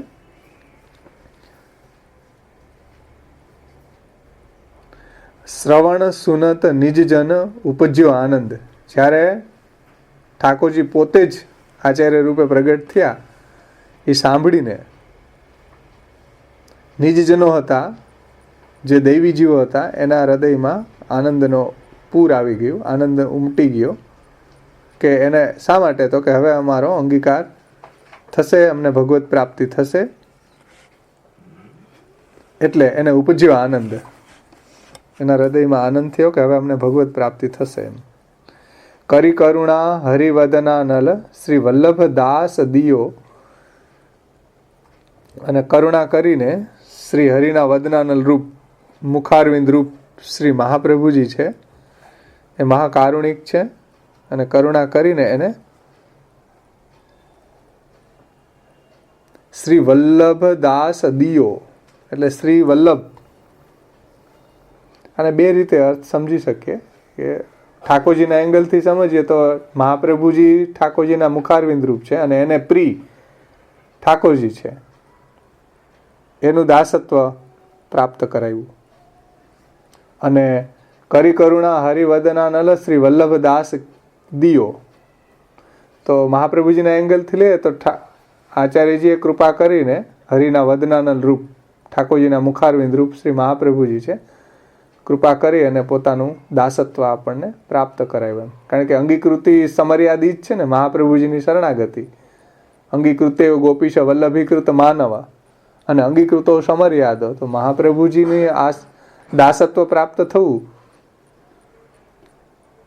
તો જ ભગવત પ્રાપ્તિ થઈ શકે. એમ એટલે કહે છે કે કૃપા કરીને હરિવદનાનલ ઠાકોરજીના મુખારવિંદ રૂપ, ઠાકોરજીના મુખાગ્નિ રૂપ શ્રી મહાપ્રભુજીનું અહીંયા ભૂતલ ઉપર પ્રાગટ્ય થયું છે અને એનું દાસત્વની પ્રાપ્તિ થઈ. અને એને કારણે બિછુરીઓ મન વચ કર્મ કરી પ્રકટ ગોકુલચંદ. અને હું પહેલાં એટલો હજારો વર્ષથી ભગવાનથી છૂટો પડ્યો, સહસ્ર પરિવત્સરથી ભગવાનથી છૂટો પડ્યો હતો અને ભગવાનને ભૂલી ગયો હતો. જે બ્રહ્મસંબંધનો સેન્ટ્રલ મેસેજ છે ને, કે જે તાપ ક્લેશનો આનંદ થવો જોઈએ એ બધો તિરોહિત થયો હતો. એમ એટલે મન કર્મ વચનથી પ્રભુને હું ભૂલી ગયો હતો. અને એને મળવાની આરતી જે મહાપ્રભુજી જગાડી છે, જે વાત આપણે જોઈ હતી ને, સ્વામીને શ્રી વલ્લભાગ્ને ક્ષણમપી ભવત સન્નિધાને કૃપાતઃ પ્રાણ પ્રેષ્ઠ વ્રજાધીશ્વર વદન દિદ્રક્ષાર્થી તાપોજન છે. એટલે બિછુર્યો મન વચ કર્મ કરી પ્રકટ ગોકુલચંદ. એટલે શ્રી મહાપ્રભુજી છે એ પ્રકટ ગોકુલચંદ એટલે સાક્ષાત ગોકુલચંદ જ છે. શ્રી વલ્ભાષ્ટકમાં ગુસાઈજી કહે છે કે નિખિલ બુદ્ધજના ગોકુલેશમ ભજન તેમ. અને હું જે સહસ્ર પરિવત્સરથી ભટકતો હું સંસારમાં પડેલો હતો એને આપે એમાંથી કાઢીને ઉપર કીધું ને હરિવદનાનલ શ્રી મહાપ્રભુજી પ્રભુના મુખારવિંદ રૂપ અને પોતાનો દાસ બનાવીને અને આ બધા જે સંસાર ચક્ર છે બિછુરીઓ મન વચ કર્મ કરી પ્રકટ ગોકુલચંદ. એના ગોકુલચંદથી જે હું છૂટો પડી ગયો હતો એને ફરી પાછી મને દાસ બનાવીને ભગવત પ્રાપ્તિ કરાવી છે. એવા મહાપ્રભુજી છે. ગોકુલચંદથી છૂટો પડી ગયો હતો એવો પણ અર્થ આપણે લઈ શકીએ. બિછુરીઓ મન વચ કર્મ કરી પ્રકટ ગોકુલચંદ. અને એ પ્રકટ ગોકુલચંદ એટલે મહાપ્રભુજીના કોન્ટેક્સમાં ગોવિંદદાસજી કહેતા હોય એવું લાગે છે કે આચાર્યજી છે સાક્ષાત ગોકુલચંદ જ પ્રગટ થયા છે. તો કેવા છે આપ? તો કે નખ શીખ સબ અતિ અનુપમ. મહાપ્રભુજીનું સ્વરૂપ છે એ નખથી શીખ પર્યંત અનુપમ, જેની કોઈ ઉપમા ન આપી શકાય એવા છે આપ. જેનું વર્ણન ન થઈ શકે એવું આપનું સ્વરૂપ છે. સાક્ષાત ગોકુલચંદ જ છે એમ. શ્રીમદ વૃંદાવનેન્દુ, વૃંદાવનના ચંદ્રમાં જ પ્રગટ થયા છે મહાપ્રભુજી રૂપે. અને પ્રકટ ભયે ધર્મયુપ એટલે ધર્મનો આધાર, એનો વિજય સ્તંભ. યુપ એટલે આમ સ્તંભ થાય, વિજય સ્તંભ થાય, આધાર થાય, કે એ રીતે ધર્મના આધાર રૂપ, ધર્મને જીવું તું ફરીથી, એટલે ધર્મની જીજીવિષા મહાપ્રભુજી છે એમ. તો પ્રકટ ભયે ધર્મયુપ, ધર્મના આધાર રૂપ. અને વસુધા પાન કરત સબે વિદુષ વૃંદ.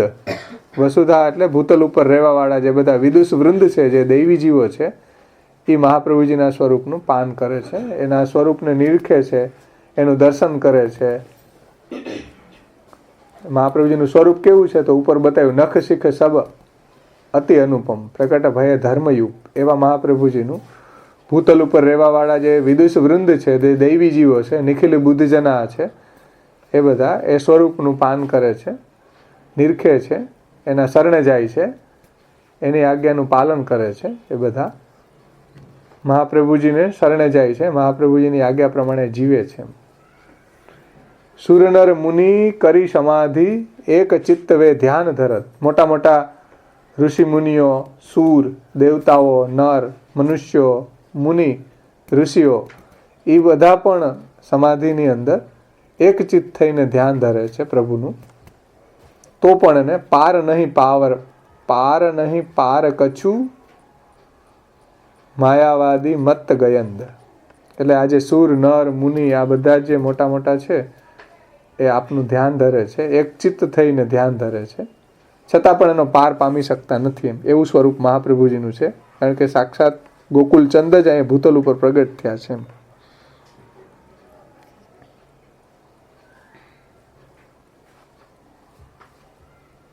એટલે સુર, નર, મુનિ સમાધિમાં એક ચિત્ત થઈને એમનું ધ્યાન ધરે છે. આ જે પુરુષોત્તમ રૂપ પ્રગટ થયા છે એનું ધ્યાન ધરે છે, છતાં પણ એનો એ પાર પામી શકતા નથી.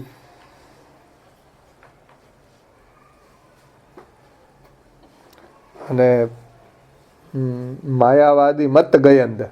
અને જે માયાવાદીઓ છે, જે મત છે, અહંકારથી છકેલા છે, એ પણ આપના સ્વરૂપનો પાર પામી શકતા નથી એમ.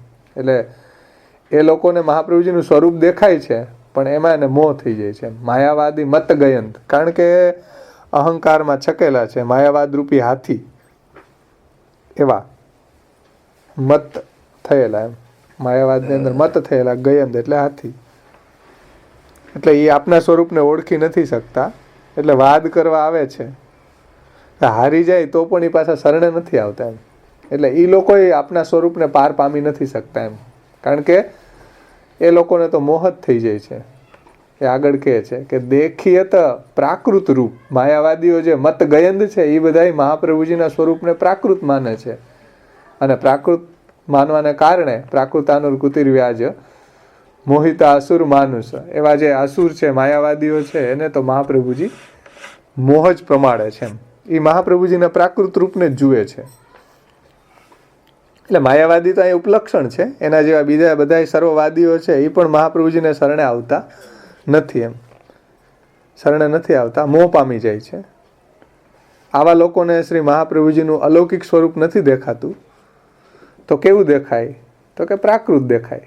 દેખીએ તો પ્રાકૃત રૂપ. આવા જે માયાવાદીઓ છે, બીજા પણ સર્વવાદીઓ છે, એ બધાને મહાપ્રભુજીનું સ્વરૂપ પ્રાકૃત જેવું દેખાય કે આ બ્રાહ્મણ છે એમ. પણ હકીકત શું છે? નિશ્ચય હે અપ્રાકૃત. ગોવિંદાસજી કહે છે કે નિશ્ચય, હકીકતમાં તો મહાપ્રભુજી સાક્ષાત વસ્તુતઃ કૃષ્ણ એવ છે, અપ્રાકૃત રૂપ છે. આનંદ માત્ર કર પાદ મુખ ઉદરવાળા છે મહાપ્રભુજી. અપ્રાકૃત અલૌકિક સ્વરૂપ છે. જેમ ઠાકોરજીનું સ્વરૂપ આનંદ માત્ર કરપાદ મુખોદરાદિ છે, એવા મહાપ્રભુજી પણ છે, આનંદમય છે. આનંદમયના મુખારવિંદ રૂપ મહાપ્રભુજી પણ આનંદમય જ હોય એ વાત સ્વાભાવિક છે.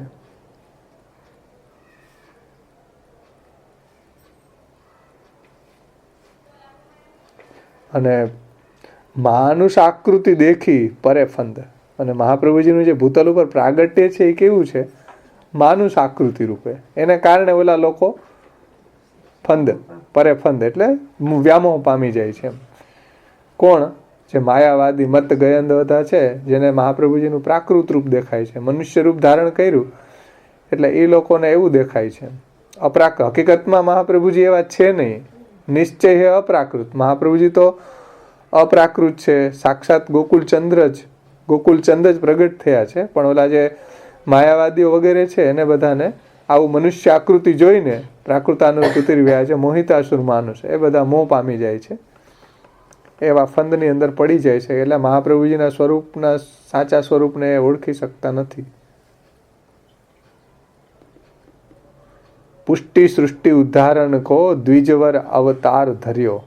અને જે આ તો માયાવાદના કોન્ટેક્સની વાત હતી કે બીજા સર્વવાદીના કોન્ટેક્સમાં, પણ જે પુષ્ટિ સૃષ્ટિ છે એનો ઉદ્ધાર કરવા માટે મહાપ્રભુજી ભૂતલ ઉપર પ્રગટ થયા છે.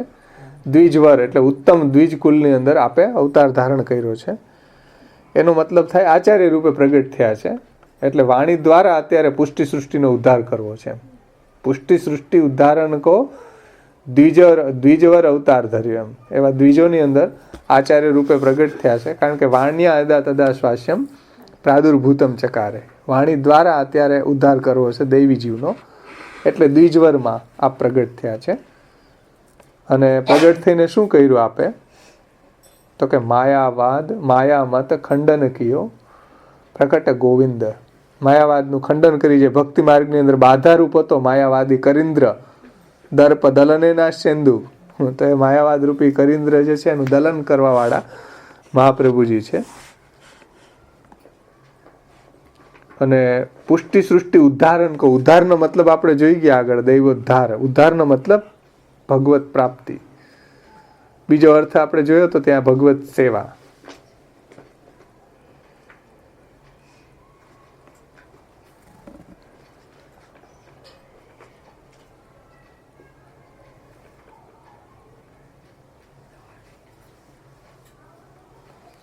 એટલે દ્વિજકુલમાં આચાર્યજી પ્રગટ થયા. એટલે ફરી પાછી જ વાત, આચાર્ય રૂપે પ્રગટ થયા તો વાણી દ્વારા પ્રભુને પોતાનું મહાત્મ્ય વાણી દ્વારા પ્રગટ કરવું છે. એટલે પોતાના મુખારવિંદ રૂપ શ્રી મહાપ્રભુજીને જ અહીંયા ભૂતલ ઉપર પ્રગટ કર્યા છે. અને દૈવીજીઓનો અંગીકાર કરવા માટે જ આપ અહીંયા ભૂતલ ઉપર પ્રગટ થયા છે, એમ ગોવિંદાસજી કહે છે. એટલે હરેક પુષ્ટિજીવોએ એવું ભાવના રાખવી જોઈએ કે ભાઈ શ્રી મહાપ્રભુજી મારા માટે જ પ્રગટ થયા છે. અહીં કીધું ને, પુષ્ટિ સૃષ્ટિ ઉદ્ધારણ કો દ્વિજવર અવતાર ધર્યો. એમ આપણે પણ એવો ભાવ દ્રઢ રાખવો જોઈએ કે ભાઈ મહાપ્રભુજી, શ્રી આચાર્યજી મહાપ્રભુજી મારા માટે જ ભૂતલ ઉપર પ્રગટ થયા છે, અને એના દ્વારા જ મને ભગવત પ્રાપ્તિ થશે, બીજા કોઈ સાધનોથી નહીં. એમ કારણ કે અંગીકૃત્યૈવ મહાપ્રભુજી દ્વારા જો અંગીકાર થાય તો જ ગોપીશના પ્રિય બનાય છે, બીજા કોઈ સાધન એમાં નથી. જો શ્રી મહાપ્રભુજી મારો અંગીકાર કરે તો જ હું ગોપીશને પ્રિય બની શકું, બીજી કોઈ રીતે ગોપીશને પ્રિય ન બની શકાય. અને અંગીકાર શ્રી મહાપ્રભુજીએ જે મારો અંગીકાર કર્યો છે એ હવે મારે મહાપ્રભુજીની આજ્ઞા પ્રમાણે ચાલવું જોઈએ. એ અંગીકૃતિ આવી ને, સમર્યાદ અંગીકૃતિ છે. તો એ સમર્યાદ અંગીકૃતિ શું છે કે મહાપ્રભુજીની આજ્ઞાનું પાલન, જે ગોકુલનાથજી હમણાં સમજાવ્યું ને. તો શ્રી મહાપ્રભુજીની આજ્ઞા પ્રમાણે જીવવું જોઈએ. જે શ્રી મહાપ્રભુજીની આજ્ઞા છે, ષોડશ ગ્રંથ, નિબંધ વગેરે, એ રીતે મારે મારું જીવનને બનાવવું જોઈએ. એ સમર્યાદ અંગીકાર છે. કારણ કે નામે એ જ છે ને, અંગીકૃતો સમર્યાદો. તો આ મર્યાદા છે આ માર્ગની. અને એ મર્યાદા કોઈ એવી કઠિન નથી કે ન પાડી શકાય, બહુ સરળ છે. જો શ્રી મહાપ્રભુજીમાં નિષ્ઠા હોય તો આ અંગીકારની મર્યાદા જે છે એકદમ સરળ બની જાય છે. એમ ગોવિંદાસજી કહે છે કે આ રીતે પુષ્ટિ સૃષ્ટિનો ઉદ્ધાર કરવા માટે આચાર્ય રૂપમાં આપે પ્રગટ થઈને જે ભક્તિ માર્ગની અંદર દૈવી જીવોને જે બાધારૂપ હતું, માયાવાદ તમો નિરસ્ય મધુભીત સેવા કે વર્તમાદ ભૂતમ શ્રીમદ ગોકુલનાથ સંગમ સુધા સંપ્રાપકમ તત્ક્ષણાત દુષ્પ્રાપમ પ્રકટી ચકાર કરુણા રાગાતિ સંમોહન સ શ્રી વલ્લભ ભાનુ ઉલ્લસતી યહ શ્રી વલ્લભ ઈશાંતર. તો એ જે માયાવાદ રૂપી તમ જે આપણને ભક્તિ માર્ગની અંદર બાધારૂપ હતું એને આપે દૂર કર્યું છે અને પુષ્ટિ સૃષ્ટિનો આપે ઉદ્ધાર કર્યો છે દ્વિજવરમાં અવતાર ધારણ કરીને. એમ ગોવિંદાસજી કહે છે કે અંગીકૃતો સમર્યાદો પુરુષોત્તમ પ્રગટ ભયે. આ અંગીકૃતો સમર્યાદ અંગીકાર કરવા માટે શ્રી મહાપ્રભુજી જ પુરુષોત્તમ રૂપે પ્રગટ થયા. એમ એટલે કીર્તનમાં આવે કે સકલ મર્યાદ મંડન પ્રભુ અવતરે ખલન દંડન કરન ભક્ત નિર્મલ હિયે. એવું છે ને, ફલ્યો જન ભાગ્ય પથ પુષ્ટિ પ્રગટ કરન. કે સકલ મર્યાદ મંડન પ્રભુ અવતરે.